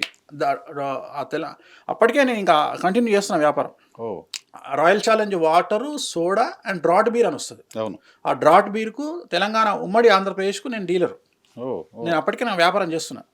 అంటే నేను ఏంటంటే, నేను మొదటి నుండి ఒకటి ఏంటంటే, భగవంతుడు కొట్టే దెబ్బలను నేను ఎదుర్కోలేను, కానీ మానవులు కొట్టే దెబ్బలకు నేను ఎప్పుడు సిద్ధమై ఉండాలి. నన్ను ఎవడు కొట్టొద్దు అనేది నా కాన్సెప్ట్. అంటే ఉదాహరణ మనకి ఏం చేస్తారంటే, ఎక్కడన్నా మనల్ని జనాలు కొట్టినప్పుడు మనల్ని ఫైనాన్షియల్గా కొడదామని చూస్తారు. సో దానికి నేను ఎప్పుడు సిద్ధంగా ఉంటాను. ఫైనాన్షియల్గా కొట్టించుకోవడానికి నేను సిద్ధంగా ఉండను. ఫైనాన్షియల్గా స్ట్రాంగ్ ఉంటే మనల్ని ఎక్కడ దెబ్బ కొట్టినా వెళ్ళిపోతాం నార్మల్గా. మన పని మనం చేసుకుంటాం. అంటే ఉదాహరణ ఆస్ట్రాలజీలో రేపు పొద్దున్న నాకు ఏదో ఒక ప్రాబ్లం వచ్చి నేను ఆస్ట్రాలజీ ఆపాల్సిన పరిస్థితి వస్తే, ఇప్పుడున్న లెవెల్లోనే నా జీవితం బతకాలి, ఇప్పుడున్న లగ్జరీ లైఫే లీడ్ చేయాలి అని నేను ప్రిపేర్ అయ్యి మొత్తం స్కెచ్ చేసుకొని ఉంటా. ఎక్కడెక్కడ వ్యాపారాలు చేయాలి, ఏమేం చేయాలి అన్నిటికీ సిద్ధంగా ఉండి, ఇది జస్ట్ నాకు ఉన్నటువంటి ఒక హాబీ, నాకు ఉన్నటువంటి ఒక అగ్రెసివ్నెస్ తప్ప ఇది నా ఫుడ్ పెట్టేది కాదు. ఎందుకంటే ఇది నా ఫుడ్ పెడితే దీని మీద దెబ్బ పడితే నా లైఫ్ మొత్తం డ్యామేజ్ అవుతుంది. సో అందుకని నా లైఫ్ ఫుడ్ ఆప్షన్ అంతా పక్క నుండి తెచ్చుకుంటా. ఇక్కడంతా డ్రామానే, ఇక్కడ మొత్తం ఆట.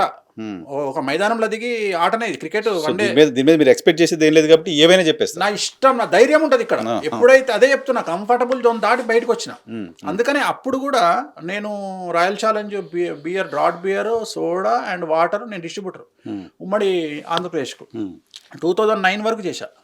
2009 తర్వాత ఒకసారి ఎందుకో ఒక పెద్ద ఆయన పొలిటీషియన్, అవసరమా నువ్వు ఆస్ట్రాలజీలో నువ్వు గిదెందుకు పెట్టుకున్నావు అమ్మేయక అని అన్నాడు. అంటే అప్పుడు ఆయన మా పెద్ద ఆయన మాట విని తీసేసా. సో మొదటి 3 ప్రిడిక్షన్స్ వైఎస్ కుటుంబం మీదే చెప్పా. ఫస్ట్ 3 ప్రిడిక్షన్స్ అవే. ఇక నా ఫస్ట్ 3 ప్రిడిక్షన్స్ వైఎస్ కుటుంబం పైన చెప్పారు. సో ఇప్పుడు మనం దీనికి రావడానికి ముందు చంద్రబాబు నాయుడు గారు మీరు పనిచేసిన సీఎంలో ఉన్నారు, ఇప్పుడే కంటిన్యూ అవుతున్నారు. ఆయన పరిచయం అట్లే ఉందా? ఆయన పరిచయం అట్లాగే ఉంది. అంటే తెలంగాణ వచ్చిన తర్వాత ఎందుకో తెలియదు కానీ తెలంగాణ మూమెంట్ స్టార్ట్ అయినప్పటి నుండి చాలా దూరం పెట్టారు మిమ్మల్ని. చాలా, నన్నే కాదు, ఆ ఇంట్లో పనిచేసే ఇంచుమించు తెలంగాణ పండితులను అందరినీ దూరంగా పెట్టారు. రియల్లీగా నేను ఫీల్ అయ్యి ఒక 2 విషయాల్లో నేను బాగా ఫీల్ అయిన 2 మార్పులు వచ్చినాయి నేను చూసిన ఇద్దరిలో. ఒకటి సినిమా ఇండస్ట్రీ, 2 పొలిటికల్ వచ్చి చంద్రబాబు నాయుడు గారికి సంబంధించి అక్కడ ఒక దగ్గరే చేంజ్ వచ్చింది, ఎక్కడ రాలా. అంటే అంతకుముందు తెలంగాణ పంతులను, తెలంగాణ కుటుంబాలను ఎంటర్టైన్ చేసేవాళ్ళు సడన్గా వాళ్ళకు ఒక భయం స్టార్ట్ అయ్యి, అంటే వీళ్ళు ఏదన్నా మనకు నెగిటివ్ చేస్తారనే భయం స్టార్ట్ అయ్యి కావచ్చు, వాళ్ళ అబద్ధతాభావం కావచ్చు, కానీ సడన్గా దూరం పెట్టడం జరిగింది పొలిటికల్గా. రెండోది సేమ్ టైము మహేష్ బాబు గారి దగ్గర పనిచేసేటువంటి తెలుగు వాళ్ళందరినీ పెళ్ళైన తర్వాత చాలా క్లోజ్గా మూవ్ అయ్యే నేను, ఇంటికి వెళ్ళే నేను, ఆయనతో మాట్లాడే నేను, ఆయన సినిమా ఇండస్ట్రీలో సెట్ అవ్వాలి, సూపర్ స్టార్ అవ్వాలి అని నా సొంత డబ్బులు పెట్టుకొని పూజలు చేసిన నేను పెళ్ళైన తర్వాత టోటల్గా సైడ్ అయిపోయినాం. అక్కడ తెలుగు వాళ్ళు ఇప్పుడు లేరు, ఇప్పుడంతా వేరే మహారాష్ట్ర నుండి వచ్చినటువంటి వాళ్ళు పనిచేస్తున్నారు. అవునా? సో మ్యాక్సిమం ఆ రాంబాబు గారు అని అప్పుడు పిఆర్ఓ ఉండేవాళ్ళు. సో ఆయన చనిపోయినారు. దిడ్డి రాంబాబు గారు, దిడ్డి రాంబాబు, దిడ్డి రాంబాబు ఏమో ప్రెసిడెంట్, ఫ్రాన్స్ ప్రెసిడెంట్. వాళ్ళ అంకులే అవుతారు, ఆయన రిలేటివ్ మహేష్ బాబు గారికి. సో అలా ఈ రెండు కొద్దిగా దూరం అనేటువంటిది. ఇప్పుడు ఇంకా మహేష్ బాబు గారి దగ్గరికి వెళ్ళడం లేదు? లేదండి, నాకు ఆల్మోస్ట్ వాళ్ళు తగ్గించుకున్నా. అంటే మొన్న కూడా నేను అంటే ఈ ప్రిడిక్షన్ల వల్ల ఏమవుతుంది అంటే శత్రువులు అయిపోతున్నారు చాలా మంది. ఇక్కడ అర్థం చేసుకోవట్లేదండి మంచితనాన్ని అర్థం చేసుకోవట్లేదు. దానివల్ల ఏమవుతుంది అంటే, అరే మనం ఎందుకు చెప్తున్నాం అంటే ముందు జాగ్రత్తగా చెప్తున్నాము అనే విషయాన్ని మర్చిపోయి నన్ను ఒక శత్రువుగా ఇప్పుడు చెరువు సార్, మనకు కారులో వెళ్తున్నాము, మన దగ్గర వాటర్ లేదు, చెరువు ఉందాడ, మనకు అవసరం ఉంది, లఘుశంక మూలశంక దీర్ఘశంక ఏదో ఒకటి వచ్చింది తీసుకోవాలి, పోవాలి, పోయి ఈ చెరువు మా శత్రువుల ఊరు నేను కడుక్కోనంటే ఏమవుతుంది? కడుక్కోడానికి నష్టం, నాకేం కాదు కదా. అట్లనే నేను చెప్పినప్పుడు ఇంటే బాగుపడితే ముందు జాగ్రత్తగా మార్చుకుంటే అదృష్టం, లేదు వార్నింగ్ బెల్గా తీసుకోవాలి. అట్లా కాకుండా వేణుస్వామి నోటికొచ్చింది కూస్తున్నాడు అంటే, వేణుస్వామి కూసేదానికి ప్రామాణికం ఉంటుంది, శాస్త్రం ఉంటుంది, ఆస్ట్రాలజీ ఉంటుంది. సో చాలా విషయాలు ఉంటాయి, దాన్ని బేస్ చేసుకునే మాట్లాడతాడు తప్ప ప్రత్యక్షంగా వేణుస్వామికి ఎవరితో ఎందుకు కోపం ఉంటుంది? వేణుస్వామికి ఎవరితో కోపం ఉండదు కదా. సో దాన్ని స్వీకరించకపోవడం వల్ల ఇప్పుడు కృష్ణ గారి గురించి 2018లో ఐ థింక్ కృష్ణ గారి ఒకరోజు వినాయక చవితి పూజ చేస్తున్నాను. అంటే నేను ఎంత ఎదిగినా కృష్ణ గారు పిలిస్తే వాళ్ళ ఇంటికి వెళ్ళి పూజలు చేసేవాడిని. నేను పూజలు అప్పటికి నేను పూజలు బంద్ చేసినప్పటికీ కూడా కృష్ణ గారు అంటే పిచ్చి, విపరీతమైన పిచ్చి. సో ఒకసారి అదే I think that is lost. I think ఆ రోజు 2017-18 గుర్తులేదు, వినాయక చవితికి మా బావమరిది నరేష్ అని ఉంటాడు, వాడిని నా అసిస్టెంట్గా తీసుకొని పోయిన తర్వాత వాడు నేను కృష్ణ గారు నా వెనకాల వాడు కూర్చున్నాడు, నేను పూజ చేస్తున్నా, ఎందుకో తలకాయ తిప్పి మా వాడిని చూసేటప్పటికి ఏడుస్తున్నాడు, కళ్ళలో నీళ్ళు వస్తున్నాయి. వాడు తట్టుకోలేకపోతున్నాడు కృష్ణ గారిని చూసి. వాడు కృష్ణకి వీరాభిమాని, మహేష్ బాబు వీరాభిమాని. కృష్ణ గారి అభిమానులు మామూలుగా ఉంటారు అసలు. మా ఇంట్లో మా ఫ్యామిలీ మొత్తం కృష్ణ గారి అభిమానులు. నాకు పిచ్చి, హార్డ్ కోర్ ఉంటారు. నాకు పిచ్చి. నేను ఒక ఎగ్జాంపుల్ చెప్తా. నేను వేలూరు అనే గ్రామంలో చదువుతుంటే అవతల ఉన్నటువంటి నా సీనియర్ కృష్ణంరాజు గారి అభిమాని, నేను కృష్ణ గారి అభిమాని. కృష్ణ గారిని తిట్టాడనే ఉద్దేశంతో ఇంత కంకర్రాయి తీసుకొని కిలోమీటర్ ఉరికిచ్చిన కొట్టడానికి అతన్ని. తర్వాత మా సార్ పిలిచి నన్ను కోదండం వేసిండు. కోదండం అంటే మీకు ఐడియా ఉంటుంది, రివర్స్ లో నన్ను పిలిచి నువ్వు ఆఫ్టర్ ఆల్ ఒక హీరో కోసం నువ్వు వాడిని కొట్టడానికి పోతావాను అని నాకు కోదండం వేసిండు. అట్లా మావాడు మా బావమరిది ఏడుస్తున్నాడు కృష్ణ గారిని చూసి, అరే నువ్వు ఆపరా నాయన, నేనేదో నిన్న అంటా అనుకోండి, మళ్ళీ నువ్వు నీ ఆనందం కరెక్ట్ అభిమానం కానీ ఆపి ఆ రోజు చెప్పింది ఏంటంటే, సార్ మీ ఇంట్లో ఒక 2 yearsలో డెత్ జరగబోతుంది అని చెప్పా విజయనిర్మల గారికి. ఆమె ప్యానిక్ అయ్యారు. ఈ మాట చెప్పేటప్పటికి డైరెక్ట్గా ఆవిడతోనే చెప్తే నరేష్ గారు ఉన్నారు, పెద్ద నరేష్ గారు ఏమన్నారు, అరే నువ్వు ఎందుకు నోరు జారినవు స్వామి, ఇంకా నిద్ర పోదు, ఇంక అమ్మ తలకాయ నొప్పి అమ్మతోని ఇట్లాంటివి చెప్పొద్దు.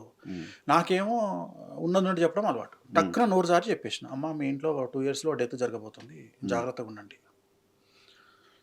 ఆ రోజు లాస్ట్ అండి, మళ్ళీ వాళ్ళ ఇంట్లో అడుగు చెప్పారు విజయనిర్మల గారు చెప్పారు, అతను ఇంకోసారి పిలవద్దని.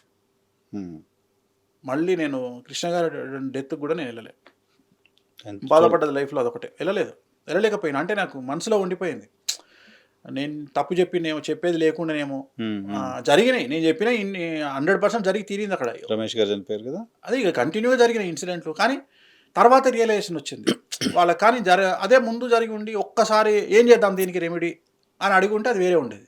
సో అది అడగకుండా ఇంకా నన్ను అవాయిడ్ చెప్పేశారు డైరెక్ట్గా, ఇంకోసారి పిలవద్దు. నరేష్ గారు చెప్పారు, అమ్మ మొహమాటం లేకుండా చెప్తుంది, బాగా క్లోజ్ పెద్ద నరేష్ గారు, రావద్దని చెప్పింది, నువ్వు వస్తే ఆమెకంతా ఫ్లాష్ బ్యాక్ గుర్తొస్తుంది, నువ్వు రావద్దు. ఓకే అయ్యా, నాకు ఆయన అంటే ఎప్పుడు గుండెల్లో ఉంటాడు కృష్ణ గారు, నో ప్రాబ్లం, నేను రాను. టోటల్గా ఆ రోజు నుండి అవాయిడ్ చేశారు. చిరంజీవి గారి ఫ్యామిలీతో ఎలా ఉంది? చిరంజీవి గారి ఫ్యామిలీతో చాలా క్లోజ్గా ఉండేవాళ్ళం. కారణం ఏంటి అంటే, నేను చిరంజీవి గారు దేవి వరప్రసాద్ గారి ఇంట్లో ఉండేవాళ్ళు, అక్కడ నుండి 5వ బిల్డింగ్లో నేను ఉండేవాడిని ఫిలింనగర్లో. సో ఆయన ఇంటి ముందు కూర్చుంటే మేము మా బంగ్లా ఎక్కితే కనిపించేది. సో అంత క్లోజ్. రెండోది, ఇప్పుడు ఇదంతా హడావిడి ఉంది కానీ అప్పుడు ఏం లేదు. ఎందుకంటే అప్పుడు దగ్గర చిరంజీవి గారి సినిమాలు నాకు తెలిసి ఒక 50-30 సినిమాల వరకు నేను ముహూర్తాలు పెట్టుంటా. నేను మాట్లాడేది 89 నుండి 99 వరకు ఇంచుమించు. ఆపద్ బాంధవుడు, ముఠా మేస్త్రి, బిగ్ బాస్, గ్యాంగ్ లీడరు, ఉమ్, తర్వాత చాలా సినిమాలు, ఉమ్, చాలా సినిమాలు, ఎస్పి పరశురాము, ఉమ్. చాలా సినిమాలు. ఆయన పీక్స్ లో ఉన్న టైం ఆ పీక్లో ఉన్న టైం అవన్నీ ఆల్మోస్ట్ ఆల్ మనం ముహూర్తం పెట్టినాయి. సో చాలా క్లోజ్, చాలా అంటే చాలా క్లోజ్. ఇప్పుడంటే ఇదంతా ఉండేది, అప్పుడు ఇప్పుడు ఏముండేదండి? ఇప్పుడు ఎలా ఉంది ఇప్పుడు లేదా లేదు, ఇవన్నీ అంటే నేను చెప్పే ప్రిడిక్షన్లన్నీ వాళ్ళకి ఎగనెస్ట్గానే ఉంటాయి కదా. ఉమ్, ఉమ్, ఇప్పుడు నేను మాట్లాడేది ఉదాహరణ పవన్ కళ్యాణ్ గారి గురించి మాట్లాడితే ఆయనకు తగిలినట్టే కదా. ఉమ్, ఉమ్, ప్లస్ ఇలా ఇలా విడాకుల గురించి మాట్లాడినప్పుడు వాళ్ళకు సహజంగానే తగులుతాయి కదా. Hmm. సో నేనేం కావాలని చెప్పను. ఉమ్, సో వాళ్ళ మనసులో ఏముంటుందో నాకు తెలియదు. బట్ నేను చెప్పాల్సింది ఏంది, నేను ఒకటే ఫీల్ అవుతా సార్, ఎవరైనా సరే నాకు తెలిసిన సబ్జెక్టు నేను చెప్తున్నా. రెండోది, ఉమ్, నేను చెప్పేది కూడా మీరు అబ్జర్వ్ చేస్తే సెలబ్రిటీల గురించి, రోడ్డు మీద వ్యవహారం చేసే వాళ్ళ గురించి చెప్తున్నా. ఉమ్, సీక్రెట్గా ఉండే వాళ్ళ గురించి నేను మాట్లాడలా. Hmm. ఇప్పుడు నాకు నేను చెప్పే ప్రిడిక్షన్లు జనాలకు తెలిసి 1%, 0.1% ఉంటాయి. ఉమ్. నేను చెప్పే ఒరిజినల్ ప్రిడిక్షన్లు కొన్ని లక్షల్లో ఉంటాయి. బయటికి తెలియకుండా వచ్చి బయటికి మీతో మాట్లాడు- తెలియకుండా ప్రిడిక్షన్లు లక్షల్లో ఉంటాయి. ఉదాహరణ, తెలంగాణలో కాంగ్రెస్ పార్టీ గెలుస్తుంది అని లాస్ట్ 2 years నుండి నేను ఎంతమందికి చెప్పుంటా నాకు తెలిసి, ఉమ్, ఎంతమంది జనాలకు చెప్పుంటా, ఎంతమంది పొలిటీషియన్స్కి చెప్పుంటా. సో ఎంతమంది క్లయింటేల్ ఉంటారు నాకు, ఎన్ని వేలల్లో లక్షల మంది నా జనాలు ఉంటారు. ఉమ్, సో ఇంతమంది జనాల ముందు నన్ను ట్రోల్ చేసి వేణుస్వామి చెప్పింది జరగదు అని ఒక్క వీడియో వల్ల నాకు వచ్చేటువంటి నష్టం మీ ఏంటి? ట్రోల్స్ గురించి సపరేట్గా నేను ఇంకో ఇంటర్వ్యూ ప్లాన్ చేస్తున్నాను, దాని మీద మాట్లాడదాము. సో ఇప్పుడు మీకు సినిమా ఇండస్ట్రీలో మీరు వచ్చిన తర్వాత, ఎదిగిన తర్వాత, ఈ స్థాయిలో ఉన్న తర్వాత మీరు ఏర్పాటు చేసుకున్న పొలిటికల్ డోర్స్ అన్నీ క్లోజ్ అవుతున్నాయి, మీరు ఏర్పాటు చేసుకున్న సినిమా డోర్స్ అన్నీ క్లోజ్ అవుతున్నాయి కదా. ఎస్, అంతేగా ఆల్మోస్ట్. 100%.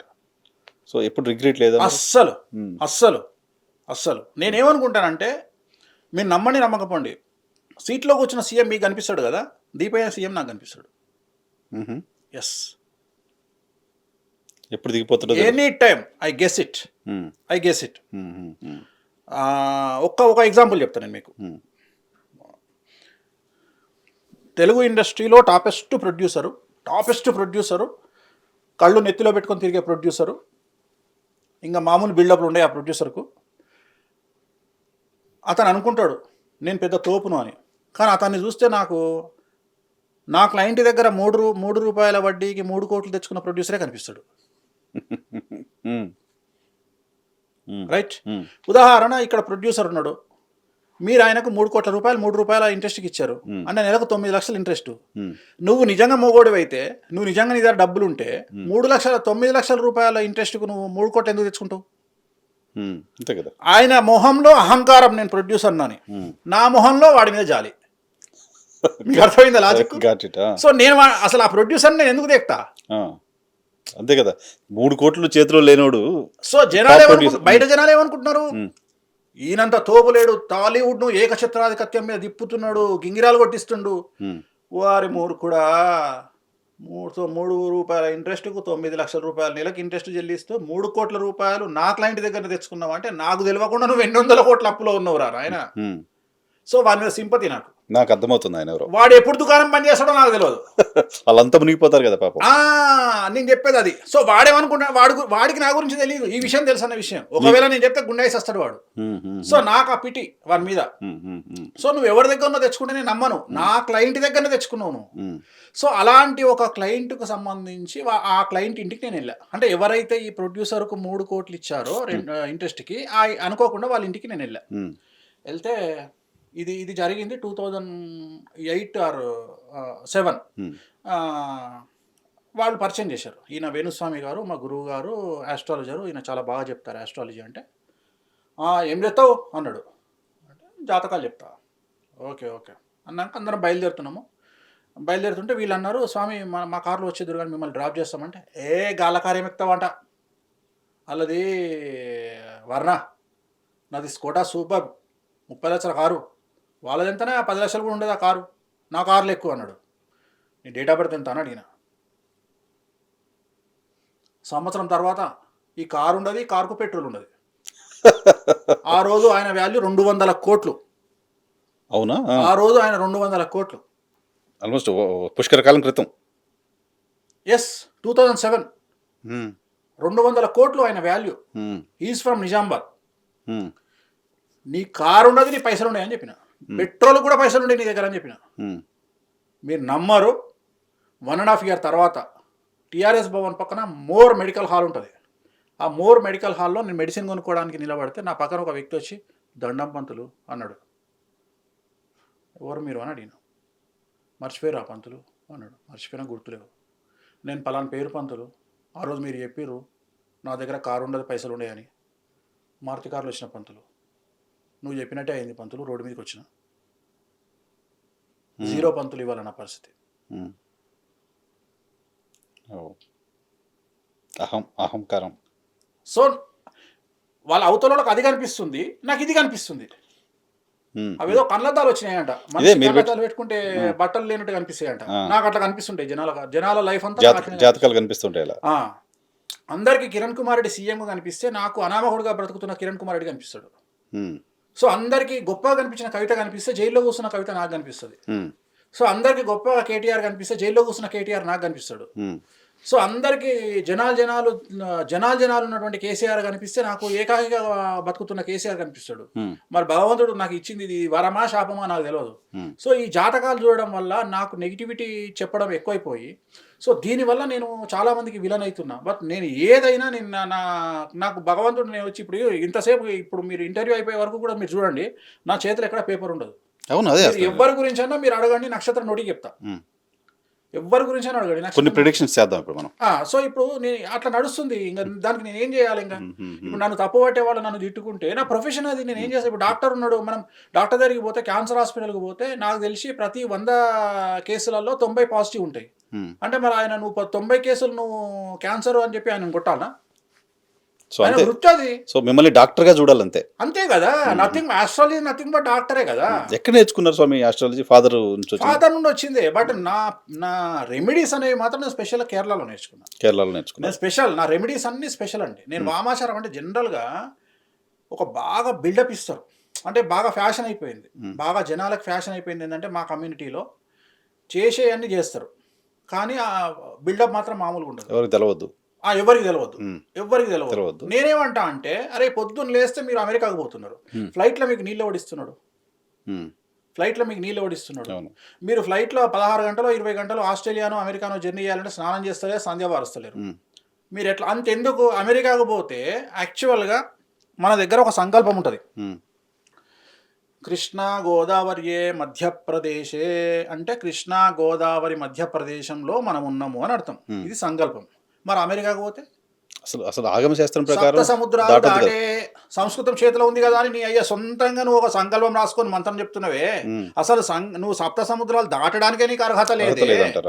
నువ్వు 7 సముద్రాలు దాటితే సంధ్యావందనానికే నీకు అనుకూలం కాదే, నువ్వు పూజ చేస్తుందికే అనుకూలం కాదే. ఆడపోయి ప్రతిష్టలు ఎట్లా చేస్తున్నారు మీరు?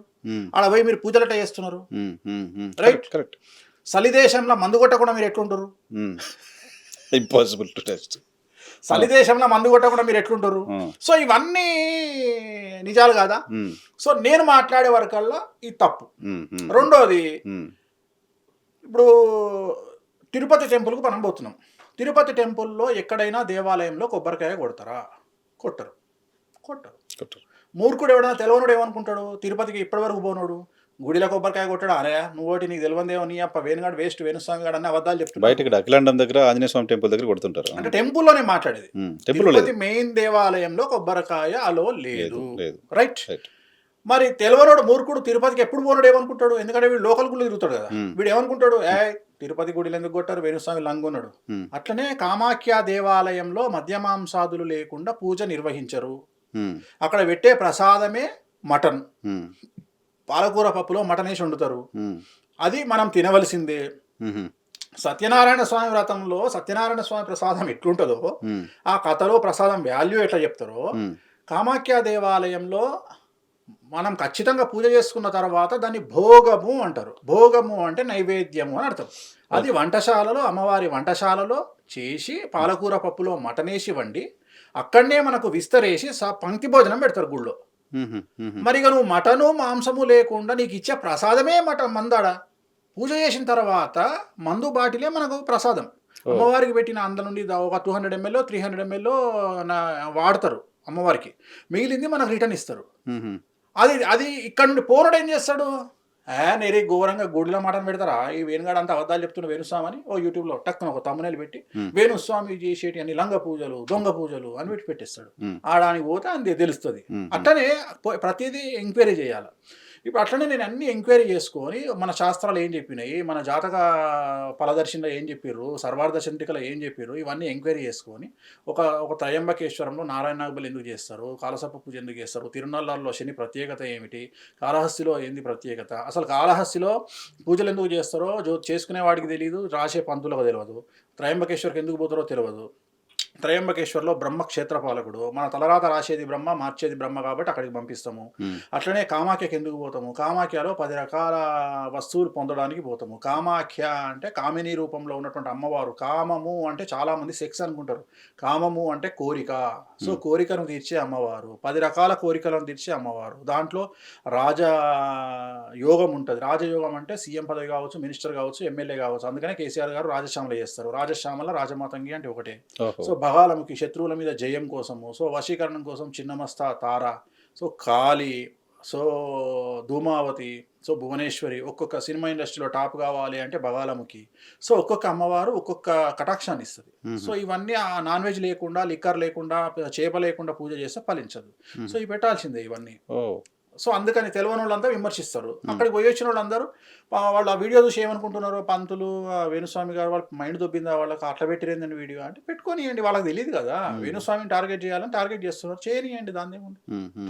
మీకు పొలిటికల్ ప్రిడిక్షన్ చేద్దాం, ఎలక్షన్ ముందు ఉన్నాం కాబట్టి ఒక 10 నిమిషాలు అది మాట్లాడుకో వచ్చేద్దాం. ఆంధ్రప్రదేశ్లో ప్రధానంగా తెలుగుదేశం పార్టీ, ఈవెన్ జనసేన మిమ్మల్ని వైఎస్ఆర్ కాంగ్రెస్ పార్టీ కంటే ఎక్కువ శత్రువుగా చూస్తున్నారు. వైఎస్ఆర్ కాంగ్రెస్ పార్టీ వాళ్ళు ఎప్పుడు శత్రువుగా చూడరు. ఎందుకు చూడరంటే ఇప్పుడు నేను వాళ్ళకి ఫేవర్ గా మాట్లాడుతున్నాను వాళ్ళు అనుకుంటారు. వైసీపీ కంటే మీరు ఎక్కువ శత్రువుగా కనపడుతుంది. ఎగ్జాక్ట్లీ కరెక్ట్ మాట్లాడారు. సో జగన్ కంటే కూడా నన్ను మిమ్మల్ని ఎక్కువ చూస్తున్నారు అంతే. రామ్ గోపాల్ వర్మ గారు మేము అంటే రామ్ గోపాల్ వర్మ నయం, రామ్ గోపాల్ వర్మ అది మీరు ఇంకా రాక్షసంగా మాట్లాడుతున్నారు. తెడ్డేలింగం అది రామ్ గోపాల్ వర్మ, కానీ నాది ఇంకా ఘోరం, నాది ఇంకా ఘోరం. నాది అసలు స్టేట్మెంట్ ఇచ్చేస్తున్నారు కదా, నువ్వు ఓడిపోతున్నావు, నువ్వు చచ్చిపోతున్నావు, నువ్వు ఇదైపోతున్నావు అని. ఆ స్టేట్మెంట్ తీసుకోలేకపోతున్నారు అంటే నేను అనే పాయింట్ ఏంటంటే నిజాయితీ ఏంది అనేది మీరు ప్రూవ్ చేసుకోవాలి. ఇప్పుడు వేణుస్వామి చెప్తున్నాడు, చెప్పిన దాంట్లో నుండి మీరు కంటెంట్ ఎత్తుక్కోవాలి. నేను ఏమన్నా అంటే జగన్మోహన్ రెడ్డి సీఎం కాగానే నేను టీడీపీ పార్టీకి కానీ చంద్రబాబు నాయుడు గారు ఒక అడ్వైజ్ చేసిన. ఏమని చేసిన అంటే ఒక 2 సంవత్సరాల నుండి 3 సంవత్సరాలు జగన్మోహన్ రెడ్డిని ఆయన మానాన ఆయన వదిలేయండి, ఆయన జోలికి వెళ్ళొద్దు, అసలు ఆయన గెలకండి. అసలు మీరు రాజకీయాలకు సెలవు తీసుకొని మనమంతా ఎంజాయ్ చేసిరండి, లేదా పండగ చేసుకోండి. అసలు జగన్మోహన్ రెడ్డి ముఖం చూడకండి ఒక 3 ఏళ్ళు. క్యాడర్కి ఏదో చెప్పండి, చేసుకుంటారు, మీ పనులు మీరు చేసుకోండి. లాస్ట్ 2 సంవత్సరాలు జగన్మోహన్ రెడ్డి బట్టలు ఇప్పండి. ఇది నేను ఇచ్చిన అడ్వైజ్. మీరేం చేసిరు? ముఖ్యమంత్రి పదవి ప్రమాణ స్వీకారం సంతకం పెట్టిన సెకండ్ నుండి దుకాణం ఓపెన్ చేస్తే రేపే దిగుతుండు. ఆ రేపు 5 ఏళ్ళకి వచ్చింది. తప్పెవరు చేసిరు? జ్యోతిష్యం అనేది 88% పనిచేస్తుంది, 12% స్వయంకృతాపరాధం పనిచేస్తుంది. తెలుగుదేశం పార్టీ డ్యామేజ్ అవ్వడానికి స్వయంకృతాపరాధం ఎక్కువ జాతకాల కంటే కూడా. 2 నెలల ముందు వరకు కూడా, సుమారు అలయన్స్ ప్రకటించక 2 నెలల ముందు కూడా తెలుగుదేశం పార్టీ గెలుస్తుంది అనేటువంటి వైబే ఆంధ్రాలో ఉంది. ఈవెన్ నేను చెప్పినా నమ్మలే, including Jaganmohan Reddy, including YCP లీడర్లు.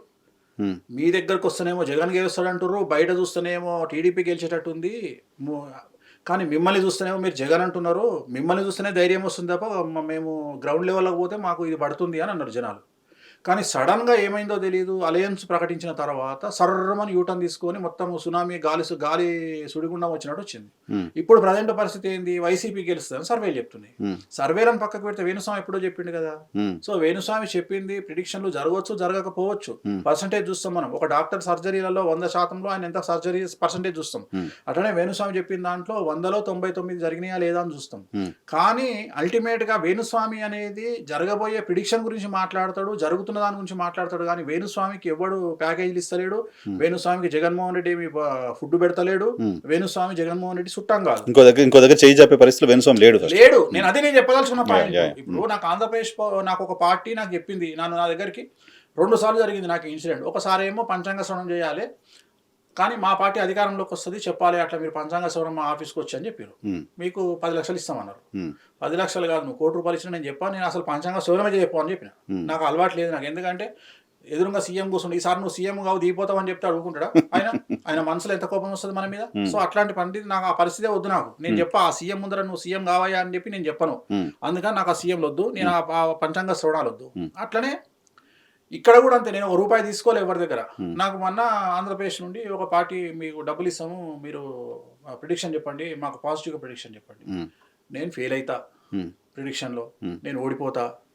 అయినా సరే నేను కావాలంటే నేను ఓడిపోతే ఒక 6 నెలలు దుకాణం బంద్ చేసుకొని కూర్చుంటా, వరల్డ్ టూర్ కొట్టొస్తా, తర్వాత మళ్ళీ వస్తా, మీరే గెలవండి. నేను మాత్రం నేను ఎవరి దగ్గర డబ్బులు తీసుకోను. అది వైసీపీ కానీ, టీడీపీ కానీ, జనసేన కానీ. ఎంత ఆఫర్ చేశారు? ఎవరైనా సార్ చాలా పెద్ద ఫిగర్. వాళ్ళు అన్నది ఏంటంటే, మీరు వేణుస్వామి గారు మీరు ఒప్పుకోకపోయినా ఇవాళ మీరు ఒక స్టేట్లో ఒక 3% ఓటు బ్యాంకు కన్వర్ట్ చేసే స్థాయిలో మీరు ఉన్నారు. మీరు చెప్తే అట్లాంటి పరిస్థితిలో ఉన్నారు, మీరు చేయగలగాలి. Nothing doing. వద్దు. సో ఇప్పటికీ మీరు స్టిక్ అనే ఉన్నారు, ఆంధ్రప్రదేశ్లో వైసీపీ గెలవబోతుంది అంతే. ఇక మళ్ళీ మా జాతకం మార్చుకుంటే జాతకం ఎట్లయితుంది? నేను కూడా రాజకీయ విశ్లేషకుని అవుతా. సో నేను ఎందుకు మార్చుకుంటా? నేను అదే మార్చుకోండి. కాకపోతే ఎలక్షన్ అయిపోయిన తర్వాత చెప్తా. చాలా విషయాలు చెప్పేది ఉంది. ఎలక్షన్ అయిన తర్వాత ఎలక్షన్ మళ్ళీ దీన్ని కట్ చేస్తారు. ఇప్పుడు ఏమవుతుందంటే బిట్లు కట్ చేసి సింగిల్గా వాడుకుంటారు. సో ఎలక్షన్లు అయిన తర్వాత జగన్కు సమస్యలు వస్తాయి. ఎలక్షన్ అయిన తర్వాత వస్తాయి. సో అది మనం ఎలక్షన్ అయిన తర్వాత మళ్ళీ మనం ఇంటర్వ్యూ మనం చేసుకుంటాం. లోకేష్ గారు, పవన్ కళ్యాణ్ గారు, చంద్రబాబు నాయుడు గారు వీళ్ళు కూడా ఓడిపోతారని చాలా పెద్ద. సో ఇప్పుడు మీరు అడుగుతున్నారు కాబట్టి ప్రిడిక్షన్ నేను కొన్ని చెప్పదలుచుకున్నా. అంతే, ఓన్లీ మనం వన్ సైడ్ మాట్లాడదు. ఓన్లీ లోకేష్ గురించే కాదు, మిగతా విషయాలు. లోకేష్కు ఎడ్జ్ ఉన్నది గెలవడానికి. చంద్రబాబు నాయుడు గారిది tug of war, Pavan Kalyan tug of war, Balayya Babu tug of war ఈసారి. బాలకృష్ణ గారు కూడా. Yes. At the same time YCP నుండి రోజా, అమర్నాథ్ వైజాగ్, అంబటి రాంబాబు, ఈ 3 టగ్ ఆఫర్. అంటే ఇప్పటి వరకు నాకు ఉన్నటువంటి నేను కొన్ని అంచనాలు వేసి మొత్తం వేయలే నేను, ఇంకా అందరి జాతకాలు చూడాలి కదా. సో ఇప్పటి వరకు అయితే ఇది టగ్ ఆఫర్ ఉంది. టగ్ ఆఫర్ ఉంది. మిగిలిన వాటిల్లో ఇంకా ఉన్నాయి టగ్ ఆఫర్. కొన్ని వైసీపీ మినిస్టర్లలో కొన్ని ఓడిపోయే అవకాశాలు ఉన్నాయి. ఇప్పుడు 3 చెప్పినా ఇంకా ఉండొచ్చు, ఇంకా 3-4 వెళ్తే ఇంకా తీస్తే. చంద్రబాబు నాయుడు గారు మళ్ళీ జైలుకి వెళ్తారా అనేది కూడా ఒకటి నడుస్తుంది. ఉందా అట్లా అటువంటి పరిస్థితి? ఐ థింక్ అది ఉగాది తర్వాత మాట్లాడుకోవాలి. ఎందుకంటే ఈ నెల 24 గురువు మారుతున్నాడు. ఇప్పుడు మనము ఇది ఏప్రిల్ 2వ తారీఖు మనం మాట్లాడుతున్నాము, 2024 ఏప్రిల్ 2.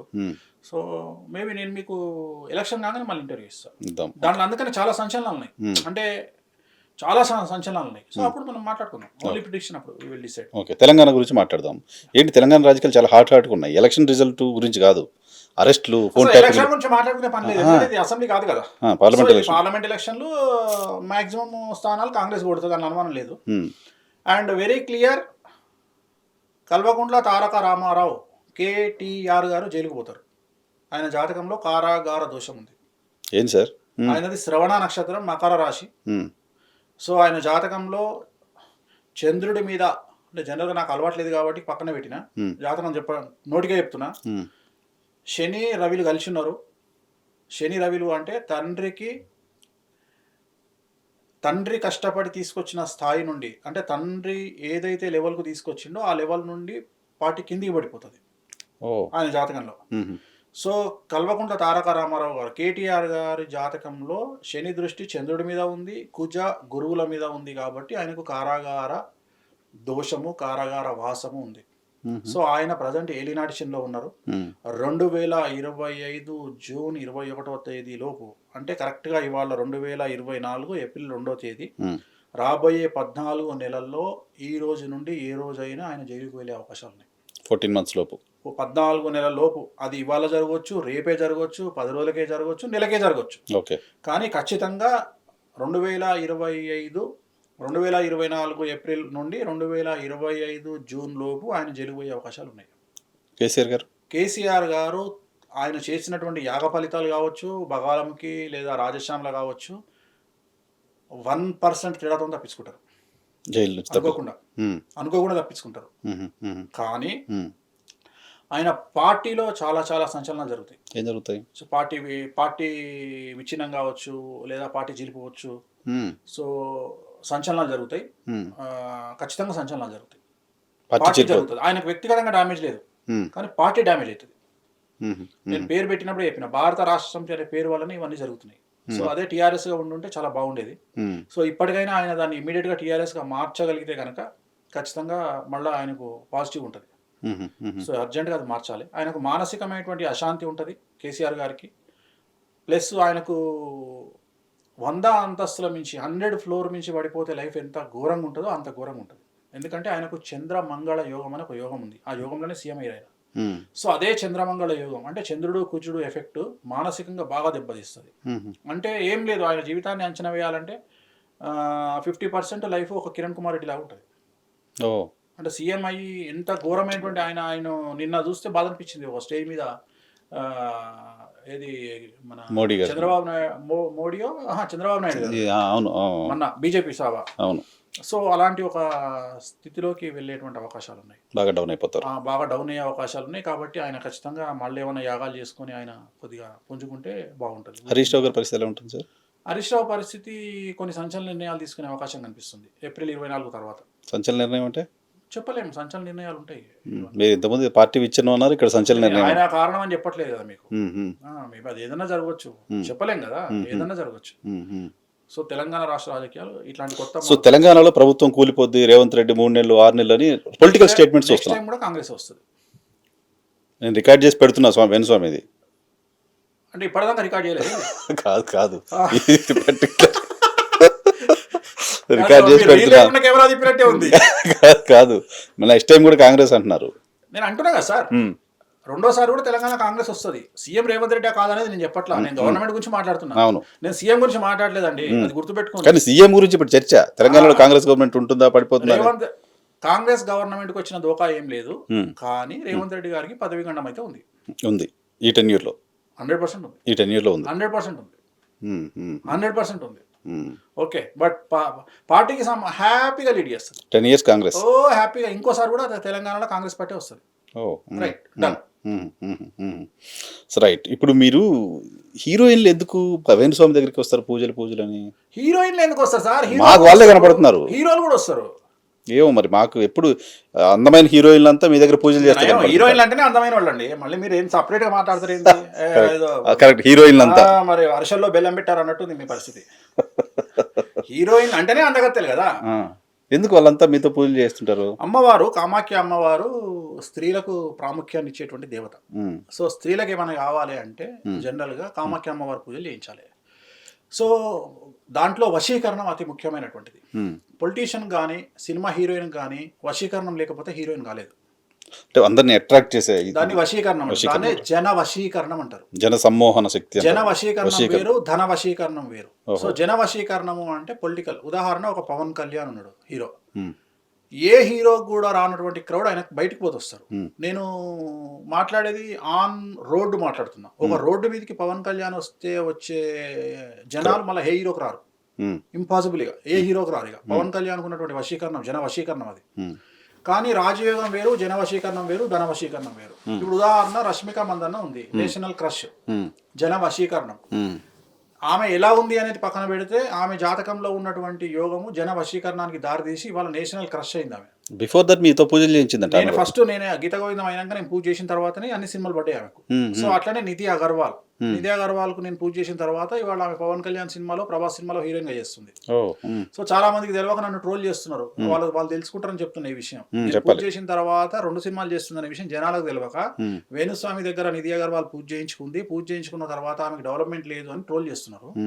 పవన్ కళ్యాణ్ సినిమాలో హీరోయిన్ గా, ప్రభాస్ సినిమాలో హీరోయిన్ గా చేస్తుంది ఇప్పుడు ఆమె. 2 సినిమాలు పెద్ద సినిమాలు పడ్డాయి ఆమె జీవితంలో. అండ్ నేను ఇంకొక అమ్మాయికి చేసింది మొన్న లేటెస్ట్ గా చేసిన ఒక అమ్మాయికి.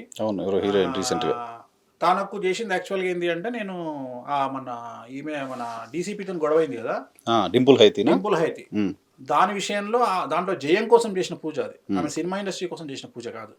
సో అందరు ఏమనుకుంటారు అంటే సినిమా పూజ చేయంగానే ఈమె హీరోయిన్ అయిపోతుందా అని చేస్తారు. ఒక్కొక్కళ్ళకు ఒక్కొక్క రకాల సమస్యలు ఉంటాయి. కొంతమందికి వివాహ సమస్య, కొంతమందికి సంతాన సమస్య, కొంతమందికి ఆరోగ్య సమస్య, కొంతమందికి వశీకరణ సమస్య, అట్లా ఒక్కొక్కళ్ళకు సొంత ఇల్లు యోగం ఉండదు. సో ఒక్కొక్క సమస్యకు ఒక్కొక్క పూజ చేస్తాం.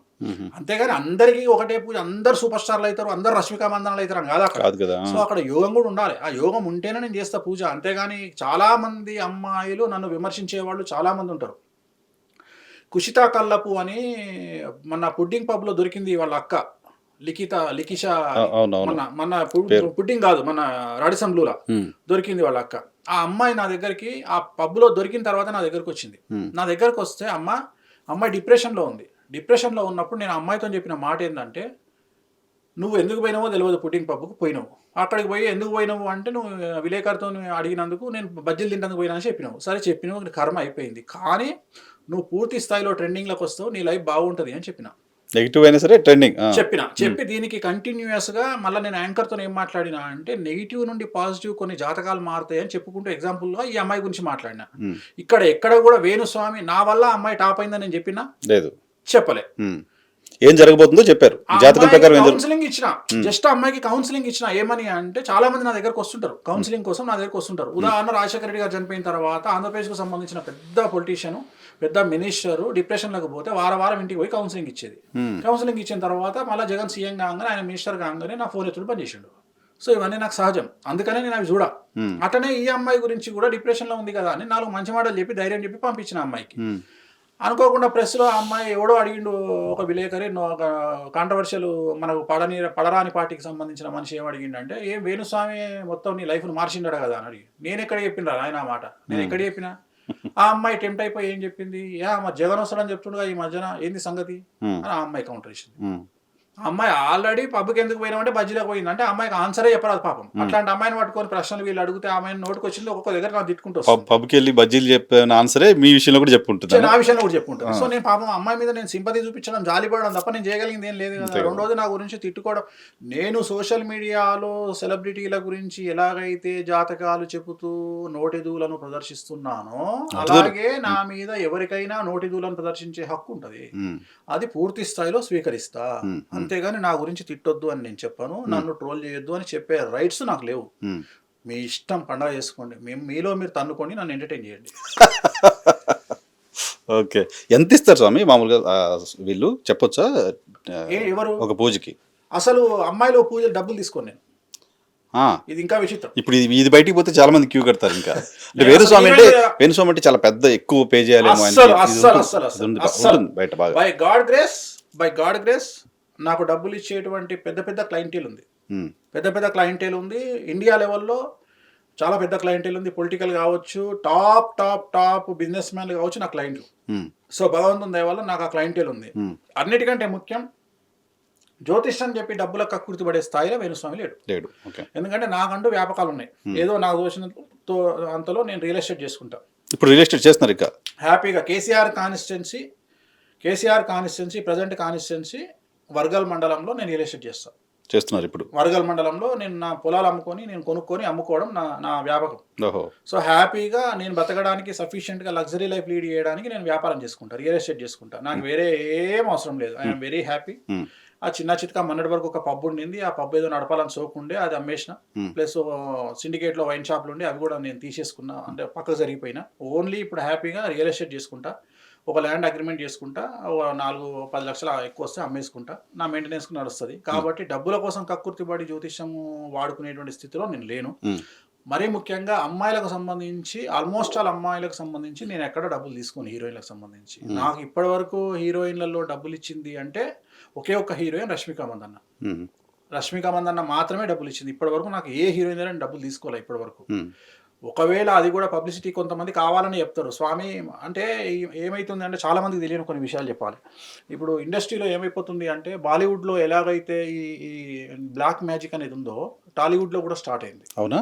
అంటే ఒక యాంకర్ ఇంకో యాంకర్ని ఎదగకుండా పూజలు చేయడము, ఒక హీరో ఇంకో హీరో ఎదగకుండా పూజలు చేయడము, ఎస్ అండి, ఒక హీరోయిన్ ఇంకో హీరోయిన్ ఎదగకుండా పూజలు చేయడం, ఇవి జరుగుతున్నాయి టాలీవుడ్లో కూడా. సో ఇవి జరిగినప్పుడు ఏమవుతుంది అంటే, వీళ్ళు ఏం చెప్తారంటే నాకు హీరోయిన్లు, స్వామి మీరంటే భయపడుతున్నారు బయట జనాలు, అంటే మీ దగ్గర పవర్ ఉంది అని, కామాఖ్య వామాచారం కదా, మా వీడియో మీరు పెట్టండి యూట్యూబ్లో, పెడితే మీరు మా వెనకాల ఉన్నారు అంటే మా జోలికి ఎవరు రారు. This is the main reason. చాలా మంది మూర్ఖులు వేణుస్వామి పబ్లిసిటీ చేసుకుంటాడు. వేణుస్వామి పబ్లిసిటీ చేసుకోడు. వేణుస్వామి దగ్గరికి మీకు తెలియకుండా వచ్చిన వాళ్ళు లక్షల్లో ఉంటారు సెలబ్రిటీస్. కానీ వేణుస్వామి ఎవరి గురించి మాట్లాడతాడు అంటే, ఎవరైతే పెట్టమని అడుగుతారో వాళ్ళ గురించి పెడతాం. అంటే ఇది పెట్టడం వల్ల అవతలి వాడు సేఫ్ అవుతుండు అంటే పెడతాం. అవతలకు ఇండికేషన్ ఇవ్వాలి, శత్రువులకు ఇండికేషన్ ఇవ్వాలి. కాబట్టి వేణుస్వామి వీడియో పెట్టేస్తే ఏమవుతుంది అంటే, వేణుస్వామి వెనకాల ఉన్నట్రా, మనం ఏం ప్రయోగాలు చేసినా అది రివర్స్ కొడుతుంది మనకు. ఎందుకంటే వేణుస్వామి చేసే పూజలు మనం తట్టుకోలేము అనేటువంటి భయము అవతల వాళ్ళ శత్రువులకు ఇచ్చినట్టు అవుతుంది కాబట్టి వాళ్ళు పెట్టమంటే పెడుతున్నాం. ఉమ్, అంతే తప్ప డబ్బులు కూడా నేను తీసుకోను. ఒకవేళ వాళ్ళు డబ్బులు బలవంతంగా ఇస్తా అన్నా ఒక 50,000 తీసుకొచ్చి మా పంతులకు ఇవ్వండి అని చెప్తా. ఉమ్, గ్రూప్లో పూజ చేసిన పంతులకు ఇవ్వండి అని చెప్తా. ఉమ్, రెండవది, నేను హైదరాబాద్ నుండి కామాఖ్య వాళ్ళని తీసుకెళ్ళి పూజ చేయాలి. కామాఖ్యలో నేను చేసే పూజ వాళ్ళతో పూజ చేయించేటువంటి బిల్లు ఓన్లీ పూజకు మాత్రమే 1,50,000. ఈ 1,50,000 ప్లస్ ఇది కాకుండా హోటల్ రాడిసన్ బ్లూ హోటల్ ఖర్చు, ఫుడ్ ఖర్చు నేనే పెట్టుకుంటా. అవునా? నేనే పెట్టుకుంటా. ఓ, ఓన్లీ ఫ్లైట్ మాత్రం వాళ్ళు వేసుకుంటారు. ఉమ్, కామాఖ్యల అకామిడేషను పూజ ఖర్చు అన్నీ చేసి నేను పంపిస్తా. ఏది ఫ్రీగా. Oh my God. దీన్ని మీరు దీనికి ఏ పేరైనా పెట్టుకోండి. ఇక పిచ్చి అంటారా, వెర్రి అంటారా, గులా అంటారా, ఏదైనా పెట్టుకోండి. కానీ సమాజానికి అది తెలియదు. ఎందుకంటే నేను ఏమంటానంటే మీరే కష్టపడి సంపాదిస్తున్నారు, నాకెందుకు? భగవంతుని దయ వల్ల పైగా మీరు దీని మీద బతకట్లేదు. ఇది నా బ్రెడ్ అండ్ బటర్ కాదు. ఇది చెప్పాలి. నేను చెప్పదలుచుకున్న పాయింట్ అది. సో నేను ఎవరినో పట్టుకుంటా, ఇంకో ల్యాండ్ అమ్ముకుంటా, 10 లక్షలు తెచ్చుకుంటా. లేదు ఒక మంచి క్లయింటెల్ ఉన్నాడు, ఒక తోపు ఉన్నాడు ఎక్కడో యూపీలో. ఇప్పుడు యూపీ నేను చూస్తా, బీహార్ నేను చూస్తా, ఢిల్లీ నేను చూస్తా. అంటే నేను మాట్లాడేది పొలిటీషియన్ అవ్వచ్చు లేదా బిజినెస్ మ్యాన్ అవ్వచ్చు. ఒక మంచి బిజినెస్ మ్యాన్ ఉన్నాడు, 1000 కోట్ల ప్రాజెక్ట్ చేస్తున్నాడు. అక్కడ ఒక పెద్ద పూజ డిస్టర్బెన్స్ లేకుండా పూజ చేయమన్నాడు. ఆయన దగ్గర తీసుకుంటా 10 లక్షలు. దాంట్లో నుండి 3 లక్షలు వీళ్ళకి ఖర్చు పెడతా. అంటే నా ఉద్దేశం ఏంటంటే నేను అమ్మాయిలకు ఎంత సహాయం చేస్తే అమ్మవారు నాకు అంత కరుణిస్తుంది అనేది నేను ఫీల్. అమ్మాయిల్లో అమ్మవారిని చూస్తా. అమ్మాయిల్లో అమ్మవారిని చూస్తా. అందుకనే నేను కరోనా టైంలో కూడా నేను 40 లక్షల రూపాయలు నేను ఓన్లీ సెక్స్ వర్కర్లకు డొనేట్ చేసిన. ఎందుకంటే ఆ టైంలో సఫర్ అయింది వాళ్ళే, కరోనా టైంలో. ఇప్పటికి కూడా నేను అమ్మాయిలు ఎవరన్నా సఫర్ అవుతుంటే నేను ఇమీడియట్గా నేను డబ్బు సహాయం చేస్తాను. మదర్ హెల్త్ బాగాలేదు గురువుజీ అంటే 1,00,000 రూపాయలు. సో చాలా డొనేషన్లు, చాలా అమ్మాయిలకు చాలా డొనేషన్లు చేస్తాను. నేను ఎక్కడ బయట పోతే, ఉదాహరణ వేరే కంట్రీకి పోతే అమ్మాయిల కోసం 2 లక్షల రూపాయలు షాపింగ్ చేసి తీసుకొచ్చి అందరికీ హ్యాండ్ బ్యాగులు, చెప్పులు అట్లా పంచుతూ ఉంటాను. అంటే ఇవన్నీ ఆనందం. ప్లస్ నేను లిక్కర్ బాగా పంచుతా, ప్లస్ పర్ఫ్యూమ్ బాగా పంచుతా. ఎందుకంటే నాకు శుక్రుడు ఏంలో ఉన్నాడు. సో నేను ఎంత పంచుతా అంత మంచిది నాకు మంచిది. అందుకని అట్లనే అందరికి అదే చెప్తా. ఉదాహరణ మన సెకండ్ టర్మ్ ఆంధ్రప్రదేశ్లో సెకండ్ టర్మ్ మినిస్ట్రీ చేంజింగ్లో ఒక మినిస్టర్ ఫోన్ చేసిండు. మినిస్టర్ కాలే ఇంకా అప్పటికైనా. సడన్గా నా పేరు తీసేసారు గురూజీ, నన్ను మినిస్టర్ అవుతానో కానో, ఎల్లుండి మినిస్ట్రీ ప్రకటన, ఏం చేయాలి? ఏం చేయాలి మరి? పూజ ఏమైనా చేసుకుందామా? స్వామి ఇప్పుడు నేను విజయవాడ నుండి జరిగే పరిస్థితి లేదు, నేను పొద్దున్న లేస్తే క్యాంప్ ఆఫీస్లో కూర్చోవాలి. ఇప్పుడు నేను కనుక ఇక్కడ నుండి జరిగితే నా పరిస్థితి ఘోరంగా ఉంటుంది. మీరు నమ్మరు, బంకు సీన్ గారు అని చాలా ఫేమస్ పాలకొల్లులో, ఆయన పేరే చెప్తా, మినిస్టర్ పేరు చెప్పా. ఫోన్ చేశారు, సార్ ఒక 10 క్వార్టర్లు తీసుకోండి మందు, మొత్తం పంచేయండి రోడ్డు మీద, పంచేయండి, అందరూ పంచేయండి, మినిస్టర్ వస్తుంది పోండి అన్న. ఇవాళ పంచారు, తెల్లారి మినిస్టర్ అనౌన్స్ అయింది. ఇప్పటికి కూడా అదే అంటారు. ఇదేమి రెమెడీ స్వామి, నాకు అర్థం కాదు. ఇంతవరకు ఇట్లాంటి రెమెడీ లేదు కూడా మేము వెళ్ళలేదు. నేనైతే అదే చెప్తా నేను. శాస్త్రం ఏమేం చెప్పిందో అది చెప్పాలి. ఈ చెప్పడానికి అంటే మందు గురించి మాట్లాడితేనే దోషము అనే లెవెల్లో బిల్డప్ ఇస్తారు పంతులు. మనం అట్లా కాదు, ఇచ్చేసేపో. నీకు శుక్రుడు నీకు ఎక్కడ కొద్దిగా తేడా కొట్టిండు అంటే శుక్రుడికి చేయాల్సింది బట్టలు, మందు, పర్ఫ్యూమ్లు, ఈ 3 దానం చేయాలి. చేస్తే మీడిగా పని అవుతుంది. So దానమే remedy. పూజ, దానం 2 రెమెడీ. మనం దానం ఎంత చేస్తే, దానం ఎప్పుడు దానమేనండి. అది అన్నప్రసాదమైన, అన్నమైనా, రొట్టెలైనా, బియ్యమైనా ఎప్పుడే దానంలోనే వెతుక్కోవాలి. సో దానమే. ఇప్పుడు నా పూజలో కూడా దానమే ఉంటుంది. నేను చేసే పూజలో కూడా దానం. పూజకే మీరు ఖర్చు పెట్టబట్టి అంతకంటే దానం ఏముంది? ప్లస్ దానం కూడా ఉంటుంది. మళ్ళీ నేను 2 అమ్మాయిలు పిలిపిస్తా. 2 అమ్మాయిలు పిలిపించి దేవతా స్వరూపంలో అమ్మాయిలు కూర్చోబెట్టి పూజ చేసి, ఈ వచ్చిన యజమానులు, ఇప్పుడు ఉదాహరణ మీరే ఉన్నారు, మీరు వస్తే పూజకు నా దగ్గరికి, నేను 2 అమ్మాయిలు కూర్చోబెట్టి ఆ అమ్మాయిలకు మీ చేత దానం ఇప్పిస్తా. ఒక 20,000 30,000 డబ్బులు పెట్టి అమ్మాయికి దానం ఇప్పిస్తా, పర్ఫ్యూమ్ ఇప్పిస్తా, హ్యాండ్ బ్యాగ్ ఇప్పిస్తా. అది కూడా మళ్ళీ నార్మల్ హ్యాండ్ బ్యాగ్ అనుకున్నారు, మినిమం 30,000 రూపాయల హ్యాండ్ బ్యాగ్ ఇప్పిస్తా. లెదర్, ఇక్కడ మీరు హ్యాండ్ బ్యాగ్ చూస్తున్నా, నేను లెదర్ చూస్తున్నా. సో లెదర్ శనికి ప్రతిరూపం. అన్ని క్యాలిక్యులేషన్ వేరే ఉంటాయి. సో నేను ఇక్కడ లిక్కర్ ఇప్పిస్తా. ఉదాహరణ అమ్మాయిలు తాగే అమ్మాయిలు అనుకోండి, లిక్కర్ ఇప్పిస్తా. సిగరెట్ డబ్బాలు కూడా ఇప్పిస్తా, డేవిడ్ ఆఫ్ సిగరెట్ డబ్బాలు కూడా ఇప్పిస్తా. సో ఇవన్నీ కొద్దిగా విచిత్రమైనటువంటి అంశాలు నాకు సంబంధించినవి. అంటే మనము దిస్ ఈస్ ఆల్ ఏమంటారు, మెడిసిన్లో స్టెరాయిడ్స్ స్టెరాయిడ్స్ Result మెడిసిన్లో తొందరగా వస్తాయి. ఓకే మెడిసిన్లో స్టెరాయిడ్స్ తొందరగా రిజల్ట్ ఇస్తుంది అమ్మవారు. నథింగ్ బట్ అమ్మవారిని సాటిస్ఫై చేయడం. సాటిస్ఫై చేయడం. ఇప్పుడు కాదు సార్, ఇంత నెట్వర్క్ ఉంది, ఇన్ని సంవత్సరాలుగా ఉన్నారు, చూడ్డానికి హీరోల కంటే బాగున్నారు, ఆ స్పెడ్స్ అది. ఎవరు హీరోయిన్లు క్రష్ లేదా మీకు, మీ పైన మీకు ఏమైనా ప్రపోజ్ చేయడం? మస్తుగా ఉంటాయి. ఎందుకంటే నేను మనిషిని కదా, నేను కారం ఉప్పు తింటలేనా? ఇప్పుడు చెప్తారా? మేడం మేడం కూడా ఉంటారు, చూస్తారు ఇంటర్వ్యూ. మేడమే ఎంకరేజ్ చేస్తుంది. అవునా? అవునా? క్రష్ ఉందా? మీకుందా వాళ్ళకుందా? వాళ్ళకి చాలా మందికి ఉంది. ఉంది కదా? చాలా మందికి ఉంది. నాకు కూడా ఉంది ఒకళ్ళ మీద. ఉందా? ఉంటుంది. ఎందుకు చెప్పారా? చెప్పారా? ఎందుకు చెప్పా? మీకు ఒక ఎగ్జాంపుల్ చెప్తా. జనవరి 4వ తేదీ నేను బ్యాంకాక్ పోయినా. నా ఎంబడి ముగ్గురు అమ్మాయిలు వచ్చారు. నేను ఒక్కడే మగవాడిని. పోయినా. పోతే నాకు కాకుండా నా ఎంబడి వచ్చిన వాళ్ళకి ఫోన్ చేసింది మా ఆవిడ. ఫోన్ చేసి గురుగారు ఏం చేస్తున్నారు, గురుగారు ఏం చేస్తున్నారు, స్విమ్మింగ్ పూల్ సేద తీరుతున్నారు అని చెప్పింది. ఎంజాయ్ చేస్తున్నారు అంటే, ఎందుకంటే నా ఫోన్ నేను లేపలే కదా, స్విమ్మింగ్ పూల్ ఉంటే పక్కన ఉంది కదా. అంటే ఏంది, ఎందుకు పోయినట్టు బ్యాంకాక్ అనవసరంగా, ఈ పని లేదు పాట లేదు, డబ్బులు ఖర్చు పెట్టి గంట దూరం పోయి ఈ స్విమ్మింగ్ పూల్ వండుకునేదంటే మన ఫామ్ హౌస్ వండుకోకపోయినా గంట దూరం ఎందుకు పోయిండు, పొమ్మను మసాజ్కు. దండం పెట్టాలి ఆమెకి. మేడం నమస్తే. అంటే నేను తీసుకునే స్ట్రెస్ అంత ఎక్కువ ఉంటుంది. నేను రీజన్ ఏం చెప్తున్నా అంటే, నేను తీసుకునే స్ట్రెస్ అంత ఎక్కువ ఉంటుంది. కరెక్ట్గా 1 గంటకు నా ఫోన్ మోగుతుంది. నైట్ ఫోన్ లేపంగానే, రేపు మార్నింగ్ 9 o'clock నేను చంపేస్తాను రా. ఎందుకన్నా నేను ఏం చేసినా, అరే నువ్వు జగన్ గెలుస్తాడని చెప్పినావు కదరా, నేను చంపేస్తాను రా. అది నా వృత్తి అన్న, అది నా జాతకం అన్న. నేను జాతకం చెప్పినా కదన్నా, లాస్ట్ టైం కూడా చెప్పినా కదన్నా, గెలిచిండు కదన్నా. మరి పద్ధతినే మాట్లాడతా. నేను లాస్ట్ టైం 2019లో కూడా చెప్పినా కదన్నా, మరి గెలిచిండు కదన్నా. అవన్నీ నాకు అనవసరం రా, నేను చంపేస్తాను. ఇంట్లో లేడీస్ ఎట్లా రిసీవ్ చేసుకుంటారు? డెఫినెట్గా నేనంటే అగ్రెసివ్, పానిక్ అయిపోతారు కదా. ఇంట్లో లేడీస్ పరిస్థితి ఏంది? రెండోది 1 గంట రాత్రి అన్నప్పుడు సడన్ గా డిస్టర్బ్ అయ్యి లేస్తారు. అవును, ఇంకా మళ్ళీ నిద్ర పట్టదు అది. ఇప్పుడు ఆమె టెన్షన్. సో ఇంకా నేనెంత ప్యానిక్ అవుతా.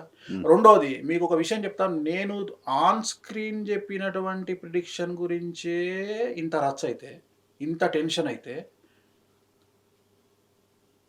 ప్రతిరోజు కనీసం 50 ప్రిడిక్షన్లు చెప్పే నాకు ఇంకెంత రిస్క్ ఉంటుంది? కరెక్ట్. ఇప్పుడు నేను ఒక ఎగ్జాంపుల్ చెప్తాను, మీరే ఉన్నారు, మీకు తెలిసినటువంటి ఒక లేడీ ఆపరేషన్ థియేటర్లో తీసుకెళ్తారు. మీరు ఫోన్ చేసి, సెకండ్ అనవసరం, నాకున్న క్రెడిబిలిటీని బేస్ చేసుకొని, నాకున్న రెస్పాన్స్ని బేస్ చేసుకొని, నాకున్న వాల్యూని బేస్ చేసుకొని నాకు ఫోన్ చేసి, వేణుస్వామి గారు నేను ఫోన్ చేస్తున్నా, ఏం లేదండి, మా దగ్గర పనిచేసే కొలీగ్ వాళ్ళ భార్య హాస్పిటల్కి తీసుకెళ్తున్నారు, బాబు పుడతాడా పాప పుడుతుందా అని అడిగారు. 10 నిమిషాలలో నా ఇజ్జత్ నిలబడాలా సావాలన్నా నాకు తెలిసిపోవాలి. అంతే కదా. అది 10 minutes తెలిసిపోద్ది. రిజల్ట్ టైం లేదు, 10 minutesలో నేను చెప్పాలి కొడుకా బిడ్డను. చెప్పకపోతే మీ దృష్టిలో నేను వేస్ట్, చెబితే నాకు రిస్క్. మామూలు టెన్షన్ కాదు కదా. ఇది నేను చెప్పాలి. ఇది పక్కకు పెట్టుర్రి. తెలంగాణలో ఒక ఎగ్జామ్ అవుతుంది, పాస్ అవుతావా ఫెయిల్ అవుతావా? నాకేమో రిజల్ట్ కనిపిస్తలేదు. ఎందుకు? తెలంగాణ 2-3 సార్లు పోయింది. వాళ్ళకి ఆన్సర్ చెప్పాలి, వాళ్ళు కష్టపడి చదువుతారు. అవి కూడా అడుగుతారా? అవి కూడా కాదు, నేను మీకు ఒక ఎగ్జాంపుల్ చెప్తా. ఇది ఆయన వాడుకోమన్నాడు కాబట్టి చెప్తున్నా. తోటా త్రిమూర్తులు ఇప్పుడు మండపేట కంటెస్ట్ చేస్తున్నాడు, ఎమ్మెల్సీ మండపేట కంటెస్ట్ చేస్తుండు. ఆయన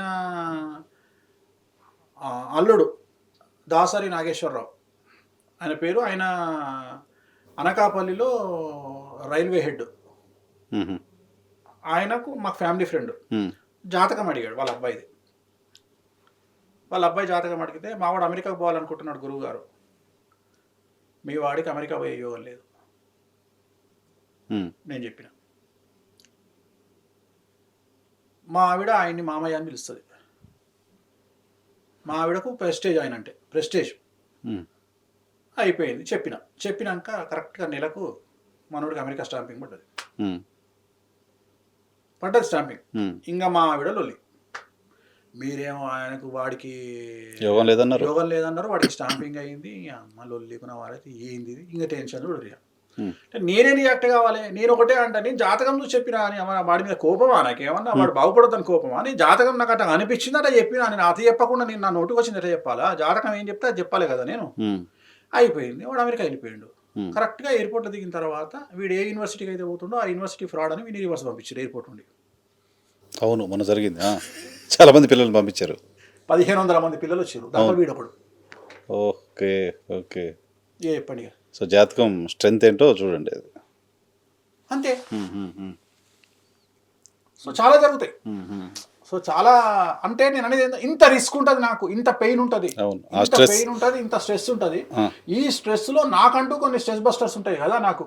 ఏంటి మీ స్ట్రెస్ బస్టర్? స్విమ్ చేయడం. రాత్రి 2 గంటలు స్విమ్ చేయడానికి మీ ఫామ్ హౌస్ లో ఉంది కదా, అక్కడికి ఎందుకు పోవడం? నేను చెప్పింది స్విమ్మింగ్ అయితే ఫామ్ హౌస్ లో చేసుకుంటాను, నేను పోయింది స్విమ్మింగ్ కాదు కదా. మరి స్విమ్మింగ్ స్ట్రెస్ బస్టర్ అంటున్నారు. అవును, అక్కడ కూడా స్విమ్ నాకు అక్కడ మా ఇన్ఫినిటీ పూల్ కావాలి నాకు. ఫామ్ హౌస్లో ఇన్ఫినిటీ పూల్ లేదు, నాకు ఇన్ఫినిటీ పూల్ కావాలి. ఇన్ఫినిటీ పూల్ అయితే నేను పోతే బ్యాంకాక్లో ఏదో ఒక 5 స్టార్ హోటల్ పోవాలి, దుబాయ్ పోవాలి, లేకుంటే ఆస్ట్రేలియా పోవాలి, లేకుంటే నేను బ్యాంకాక్ పోవాలి. నా ఇష్టం. నాకు ఎక్కడ స్ట్రెస్ బస్టర్స్ ఉంటే అక్కడికి పోతా. సో తాగటం తప్పు కాదు మిగతా వాళ్ళు అనుకున్నట్టు, యాజ్ ఫర్ వేణుస్వామి. ఏం తినకుండా 80 ఏళ్ళు బతికేదానికంటే అన్ని తిని 60 ఏళ్ళకి పోతే వాడు ఆపుతాడా? తినడం తాగడం ఓకే, తర్వాత కూడానా? ఏదైనా సరే మనిషి స్థాయిని బట్టి ఉంటుంది. వేణుస్వామి గురించి చెప్పట్లేదు ఇక్కడ, మనిషి స్థాయిని గురించి చెప్తున్నా. అప్పుడు ఇవన్నీ ఎందుకున్నాయి? మసాజ్ సెంటర్లు అన్నీ ఎందుకున్నాయి? ఇప్పుడు పెట్టి ఎవరు పోతలేరు అంటారు హైదరాబాద్ లో. అందరు పోతారు, తెలియకుండా పోతుంటారు అంతా. అయిపోయా మరి. మీరు ఓపెన్ గా చెప్తారు. ధైర్యవంతుడు వేణుస్వామికి, అంతే తేడా. నేను మాట్లాడేది ఏం చేస్తాము అనేది కాదు, దేనికి ఏది ఇంపార్టెన్స్ ఇస్తాము అనేది ముఖ్యం. కరెక్ట్. దేనికి ప్రతి అంటే కారులో సీసాలు పెట్టుకొని మందు ముట్టుకోనటువంటి మెంటాలిటీ ఉన్నది. ఒకడు తాగమంటే మహేష్ బాబు చెప్పినట్టు, ఒకడు తాగమంటే తాగను నేను, నాకు తాగాలనిపించినప్పుడు. సో నేను తాగుతా అంటే నేను తాగుపోతాను కాదు, అమ్మవారి ప్రసాదాన్ని మాత్రమే స్వీకరిస్తా అని చెప్తున్నా. Okay okay. అమ్మవారి ప్రసాదాన్ని మాత్రమే తింటా అని చెప్తున్నా. ఇక్కడ తీసుకునేవాడు నన్ను ఒక తాగుబోతుగా తీసుకుంటే నేనేం చేయలేను. నేనేం చెప్తున్నా, ఇప్పుడు నేను కామాఖ్య పోయినా, పూజ చేసిన తర్వాత నాకు అయ్యగారు ఏం చేస్తాడు, చెంచాతోని మందు పోస్తాడు. నేను మందు నీళ్లు తాగుతా, నీళ్ళలో మందు కలుపుతాడు. ట్రీటింగ్ యాజ్ ఎ ప్రసాదం. ఎస్. మటను పాలకూర పప్పేసిండు, గుళ్ళో కూర్చొని అమ్మవారి దగ్గర తినాలి, రాత్రి 1 గంటకు తినాలి, తినవలసిందే. తింటున్నా, నాకు అది ప్రసాదంగా కనిపిస్తుంది అంతే తప్ప నాకు అది ఎక్కడ కూడా నాకు అది మాంసంలా కనిపించట్లేదు, నాకు అది మందులా కనిపించట్లేదు. నేను అడ్డగోలుగా తీసుకొచ్చుకొని మందు బాటిల్ ఇంట్లో పెట్టుకొని నేను కక్కుతి నా కొడుకులాగా మందు తాగితే హ్యాబిట్ చేసుకుంటే అప్పుడు నేను తాగుబోతున్నా. నేను ఎక్కడ తాగుబోతున్నా కాదు, మందును ప్రసాదంగా, నాన్ వెజ్ ను ప్రసాదంగా మాత్రమే భావిస్తున్నా. నేను ఆ వాటిని మాత్రమే పెడుతున్నా. ప్రతిదీ భక్తి కోణంలోనే చూస్తున్నా. ఈవెన్ అమ్మాయిని కూడా భక్తి కోణంలోనే చూస్తున్నా. ఎందుకంటే అక్కడ అమ్మవారు యోని స్వరూపంలో ఉంది. సో యోని నుండి, నేను కూడా ఒక యోని నుండి పుట్టిన వాడిని కాబట్టి యోనినే మనము ఒక అమ్మవారిగా పూజిస్తున్నాము అంటే అంత గొప్ప చరిత్ర సంస్కృతి గల భారతదేశంలో పుట్టినందుకు నేను ఒక అమ్మాయిని అమ్మవారిగా పూజిస్తున్నా. ప్రతి అమ్మాయిలోనూ నేను అమ్మవారినే వెతుక్కుంటున్నా తప్ప నేను అమ్మాయిని ఒక ఆట వస్తువుగానో ఒక సెక్స్ బొమ్మగానో నేను భావించడం లేదు. నేను అమ్మాయిని కూడా అమ్మవారిగానే చూస్తున్నా. ఈవెన్ ఇంక్లూడింగ్ ఎప్పుడైనా నేను సెక్స్ చేయాల్సిన పరిస్థితి వస్తే ఆ సెక్స్ను కూడా దైవకార్యంగానే భావిస్తున్నా తప్ప ఎక్కడ కూడా నేను దాన్ని బలిసి చేస్తున్నా, బలిసి కొట్టుకుంటున్నా అనుకోవట్లేదు. నేను ఎక్కడ ఎలాంటి కండిషన్లో నేను సంసారం చేసినా నేను దాన్ని నేను ఒక పవిత్ర కార్యంగా భావిస్తున్నా తప్ప, ఒక అమ్మవారు కామాఖ్య దుషితం చూస్తున్నా తప్ప ఎక్కడ నేను దాన్ని విచ్చలవిడితనంగా చూడడం లేదు. అన్నీ భక్తి రూపంలోనే చూస్తున్నా నేను. అందుకనే నా భార్యకు నా గురించి తెలుసు కాబట్టి, నువ్వు ఇంత స్ట్రెస్ మీరు తీసుకుంటున్నారు కాబట్టి వెళ్ళండి, మీకు ఏది హ్యాపీ అనిపిస్తే. ఒకళ్ళకు నాకు షాపింగ్ పిచ్చి, నేను షాపింగ్ చేస్తే నేను రిలాక్స్ అవుతా. నాకు బాగా పిచ్చి. నాకు హైదరాబాద్లో కూడా ఎప్పుడన్నా నెలకు ఒక్కసారి అట్లా పిచ్చి లేచినప్పుడు డ్రైవర్ని అరే పోరా అని చెప్పి వినారిపేట మాలో లేకుంటే ఫోరం మాల్గా పోయి అట్లా 2 కళ్ళద్దాలు అవి కొనుక్కొని 2 సెంటు బాటిల్ కొనుక్కొని వచ్చేస్తాను. ఈ బట్టలు ఎక్కడ కొంటారు స్వామి? ఈ షర్ట్ ఇవన్నీ వెరైటీగా, ఇవన్నీ కామాఖ్య. అంటే మీరు అర్థం చేసుకోండి నా సెంటిమెంట్. లాస్ట్కు నేను వేసుకునే బట్టలు కూడా నేను కామాఖ్యలో కొనుక్కుంటా, కొనుక్కొని తెచ్చి కుట్టించుకుంటా. అంత సెంటిమెంట్ నాకు. అస్సాంలో కొనుక్కుంటా నేను. అవునా? గౌహతిలో అస్సాంలో స్పెషల్ బట్టల షాపులు ఉంటాయి, అక్కడనే మొత్తం ఇవన్నీ అక్కడ కుట్టించినాయి. ఇవన్నీ అక్కడ నుండి కొనుక్కొచ్చి ఇక్కడ కుట్టించినాయి. ప్రతిదీ సెంటిమెంట్. అక్కడ నేను ఇంట్లో ముట్టించే అగరబత్తులు కూడా నేను కామాఖ్య నుండి తెచ్చుకునే. ఓకే, మనకి కనిపిస్తున్న వేణుస్వామిలో ఎవ్రీథింగ్ అమ్మవారే. వెంకటేశ్వర స్వామి కామాఖ్య అంతే. నా వాచ్ వెంకటేశ్వర స్వామి 2000 సంవత్సరంలో కొనుక్కున్నా. 900 రూపాయలు పెట్టి కొనుక్కున్నా ఈ వాచ్. 2000లో కొనుక్కున్నా, ఇప్పటికి 24 సంవత్సరాలు అవుతుంది. టీటీడీ వాళ్ళు అమ్మిన వాచ్ ఇది. ఒకటేసారి మీరు అప్పుడే కొనుక్కున్నా, అనుకోకుండా దొరికింది నా అదృష్టం. ఇప్పటి వరకు కంటిన్యూ చేస్తున్నా, బ్యాటరీ మార్చుకుంటా వేసుకుంటా. మీరు నేను తలుచుకుంటే 1,00,000 రూపాయల వాచ్ కొనుక్కోవచ్చు. నాకు గిఫ్ట్ ఇవ్వమంటే ఒక మినిస్టర్ నాకు గిఫ్ట్ ఇస్తారు 5 లక్షల వాచ్. నేను పెట్టుకోలే, నాకు వచ్చిన వాచ్లు కూడా నేను తీసుకోలే ఇప్పుడు వరకు. ఇదే పెట్టుకుంటా. వెంకటేశ్వర స్వామి డాలరే ఉంటుంది, ఇక్కడ కూడా వెంకటేశ్వర స్వామి నామాలే ఉంటాయి. మీరు ఎక్కడైనా తీసుకోండి నాకు అంతే, ఇంకా వేరే ఏం సో వెంకటేశ్వర మీరు పైకి మిమ్మల్ని నెగిటివ్గా ట్రోల్ చేస్తున్నట్టు కాదు వేణుస్వామి. కాదు అస్సలు కాదు. మనస వాచ కర్మన అమ్మవారిని నమ్ముతున్నారు, 100% చేసే ప్రతి పనిలో అమ్మవారే. వెంకటేశ్వర స్వామి అమ్మవారు అంతే. నేను ఇవాళ రిలాక్స్ అయింది కూడా నా స్ట్రెస్ బస్టర్ ఇంకోటి వెంకటేశ్వర స్వామి అంతే. వెంకటేశ్వర స్వామి నేను ఏం లేదు, నేను రాత్రి 1 గంటకు పోయి తిరుపతి బేడి ఆంజనేయ స్వామి దగ్గర మెట్ల మీద కూర్చుంటే నాకున్న కష్టాలన్నీ వెళ్ళిపోతాయి. నేను కూడా ఎక్స్పీరియన్స్ చేశాను, నేను తిరుపతిలో పనిచేశాను. ఆ, విపరీతంగా స్ట్రెస్ ఉన్నప్పుడు సాయంత్రం వెళ్ళి ఆ మెట్ల మీద కూర్చొని బేడి ఆంజనేయ స్వామి మెట్ల మీద అఖిలాండం దగ్గర కూర్చొని అఖిలాండం దగ్గర కూర్చుంటే ఎదురుగా స్వామివారి గోపురం చూస్తూ ఏం లేదు, అర్ధరాత్రి 1 గంటకు ఛాయ్ తాగుతా, ఒక టీ కొట్టుకెళ్ళి ఆ సీసం గ్లాస్ లో తాగాలి, అది కూడా ప్లాస్టిక్ గ్లాస్ సీసం గ్లాస్ లో టీ తాగుతా 1 గంట రాత్రి మర్రి చెట్టు కింద తాగి వెళ్ళి ఆ స్వామికి ఎదురుగా కూర్చొని ఆ బంగారు వాకింగ్ చూసుకుంటూ కూర్చుంటా. ఇంకా చాలు, ఇంకా నాకు సంవత్సరం రిలాక్స్ అంతే, ఇంకా రీఛార్జ్ అయిపోతా వచ్చేస్తా. అదే చెప్తాను, నాకు ఆ పిచ్చి అట్లనే కామాకపోతే సెట్ అయిపోతా. నాకు కొన్ని స్ట్రెస్ బస్టర్స్ అన్నట్టు ఇవన్నీ. నర్సాపూర్ ఫారెస్ట్ ఒక రౌండ్ కొట్టొచ్చింది అనుకోండి, హైదరాబాద్ నర్సాపూర్ ఫారెస్ట్ అంటే నాకు చాలా ఇష్టం. ఇట్లా తూప్రాన్ హైవే నుంచి నాగ్పూర్ హైవే నుంచి పోయి అట్లా మళ్ళీ మెదక్ హైవే నుంచి అట్లా ఒక రౌండ్ వేసుకొని వస్తా, రిలాక్స్ అయిపోతా. లేదంటే నా ఫామ్ హౌస్ పోతా, ఒక 2 గంటల రాత్రి 1 గంట వరకు స్విమ్ చేస్తా వచ్చేస్తా. సో అంతే ఇక. Right sir, thank you. అయితే ఒక్కటి చివరిగా, మీరు ఇంతకుముందు బ్లాక్ మ్యాజిక్ ప్రస్తావన తీసుకొచ్చారు. మీరు ఇప్పుడు కొన్ని ప్రిడిక్షన్స్ చెప్తున్నారు, ఆ ప్రిడిక్షన్స్ కావేమో అని, ఆ ప్రిడిక్షన్స్ అయ్యేలా చేయడం కోసం మీరు ఏమైనా పూజలు చేస్తారా? ఇప్పుడు టీడీపీ గెలవద్దు టార్గెట్ చేస్తే చేస్తా, అదే నన్ను అడుగుతున్నా. టార్గెట్ చేస్తే చేస్తా, నన్ను టార్గెట్ చేస్తే ఖచ్చితంగా చేస్తా. నన్ను జాతకపరంగా టార్గెట్ చేస్తే నేను ఏమన్నా వేణుస్వామిని గల్లా పట్టుకునే దమ్మ అందరికి ఉంటే జాతకం ప్రకారం నన్ను పర్సనల్ గా టార్గెట్ చేస్తే నేను వాళ్ళని జయించడానికి నేను ఏమైనా చేస్తా. మీరు అనుకున్న జరగడం కోసం ఏ పూజలైనా చేస్తారు. నా సొంత డబ్బులు ఖర్చు పెట్టి అవసరం అనుకుంటే ఇంట్లో బంగారం అమ్మైనా చేస్తా, వదిలిపెట్టే సవాల్ లేదు, అది జరగాల్సిందే. ఆల్రెడీ నన్ను టార్గెట్ చేసిర్రు ఒకసారి 2017లో కొంతమంది నన్ను టార్గెట్ చేసిర్రు. ఒక 3 టార్గెట్ చేస్తే ఆ 3లో ఒకడు చనిపోయారు రోడ్ యాక్సిడెంట్లో, ఒకడు దేశం వదిలిపెట్టి పారిపోయాడు, ఒకడు పత్తకలేడు. మీ ప్రమేయం ఏం లేదు దాంట్లో, పూజ అయితే. సో ఇప్పుడు మీ ట్రోలర్స్ కూడా ఇది గుర్తుపెట్టుకోవాలి. ట్రోలర్స్ నేను ఏమన్నా మళ్ళీ ట్రోలర్స్ అంటే పార్టీస్ ఉండదు కదా. ట్రోలర్స్ ఏముందండి, పెగ్గేస్తే చేతిలో జియో 100 రూపాయల జియో ఉంటే దాని వెనకున్న వాళ్ళు ట్రోలర్స్ పట్టించుకొని నేను అనుకున్న సాధించడానికి నేను పూజలు చేస్తారు. వదిలిపెట్టా. మంది కోసం చేసినప్పుడు నా కోసం ఎందుకు చేసుకోను? మంది కోసం చేస్తున్నా కదా. ఇప్పుడు నా దగ్గరకు ఒక ఎమ్మెల్యే వచ్చిండు, అయ్యా నేను ఈసారి గెలవాలి, నా అపోజిషన్ పలానోడు ఉన్నాడు, వానికి ఎడ్జ్ ఉంది, మరి ఏం చేయమంటారు అన్నాడు. నువ్వు రా నేను చూసుకుంటా అని చేసిన. యోగం ఉంటే గెలుస్తాడు అంతే, ఖచ్చితంగా గెలుస్తాడు యోగం ఉంటే. కాకపోతే నేను 100 పూజలు చేస్తే 98 సక్సెస్ అవుతాయి, 2 కాకపోవచ్చు. అది ఎలాగ ఉంటుంది చెప్పాలి, పర్సెంటేజ్ కూడా చెప్పాలి. 2 ఫెయిల్యూర్ అవుతాయి, 100కి 1,000% 2 ఫెయిల్యూర్ అవుతాయి, కానీ 98, 95 సక్సెస్ అవుతుంది. నేను చెప్పిన వాటిల్లో ఇంకా సక్సెస్ రేట్ ఎక్కువ ఉంది, 99% ఉంది. బట్ పూజలలో మాత్రం సక్సెస్ రేట్ ఒక 5% తగ్గింది. దానికి కారణాలు ఉండొచ్చు. దానికి మనం వాడిన కొన్ని మనం వాడిన ప్రసాదం రివర్స్ కావచ్చు, పందులు కరెక్ట్ చేయకపోవచ్చు, ఎక్కడనో సమ్ మిస్టేక్ ఉండవచ్చు, లేదా నాది ఎక్కడైనా తప్పు జరగవచ్చు. సో ఎక్కడ తప్పు జరిగే అవకాశం ఉంటుంది. బట్ నేను అనేది పూజలు 95% సక్సెస్ అయితే, చెప్పిన ప్రిడిక్షన్ మాత్రం 99% ప్రిడిక్షన్ సక్సెస్ రేట్ ఉంది నాది. ఓకే, మీ ప్రిడిక్షన్స్ గురించి చూద్దాం షోలో. Thank you very much Venuswamy. Thank you very much మాకోసం సమయం కేటాయించినందుకు. ఇది వేణుస్వామితో స్పెషల్ ఇంటర్వ్యూస్ మళ్ళీ కూడా చేద్దాం, ఇంకా చాలా ఇష్యూస్ పైన. దీంతోపాటు ఈ ఇంటర్వ్యూ తర్వాత మీకు ఇంకో వీడియో పోస్ట్ చేస్తున్నాను. వేణుస్వామి ఇప్పటివరకు చెప్పిన ప్రిడిక్షన్స్ ఏంటి, అవి తప్పయ్యాయా ఒప్పయ్యాయా, అవి తప్పు అంటూ జరుగుతున్న ట్రోల్స్ వెనక ఉన్న రీజన్ ఏంటి, వీటన్నిటి గురించి ఒక స్పెషల్ షో చేద్దాం. దానికి సంబంధించిన వీడియో కూడా డిస్క్రిప్షన్లో ఇస్తాను. Thank you very much.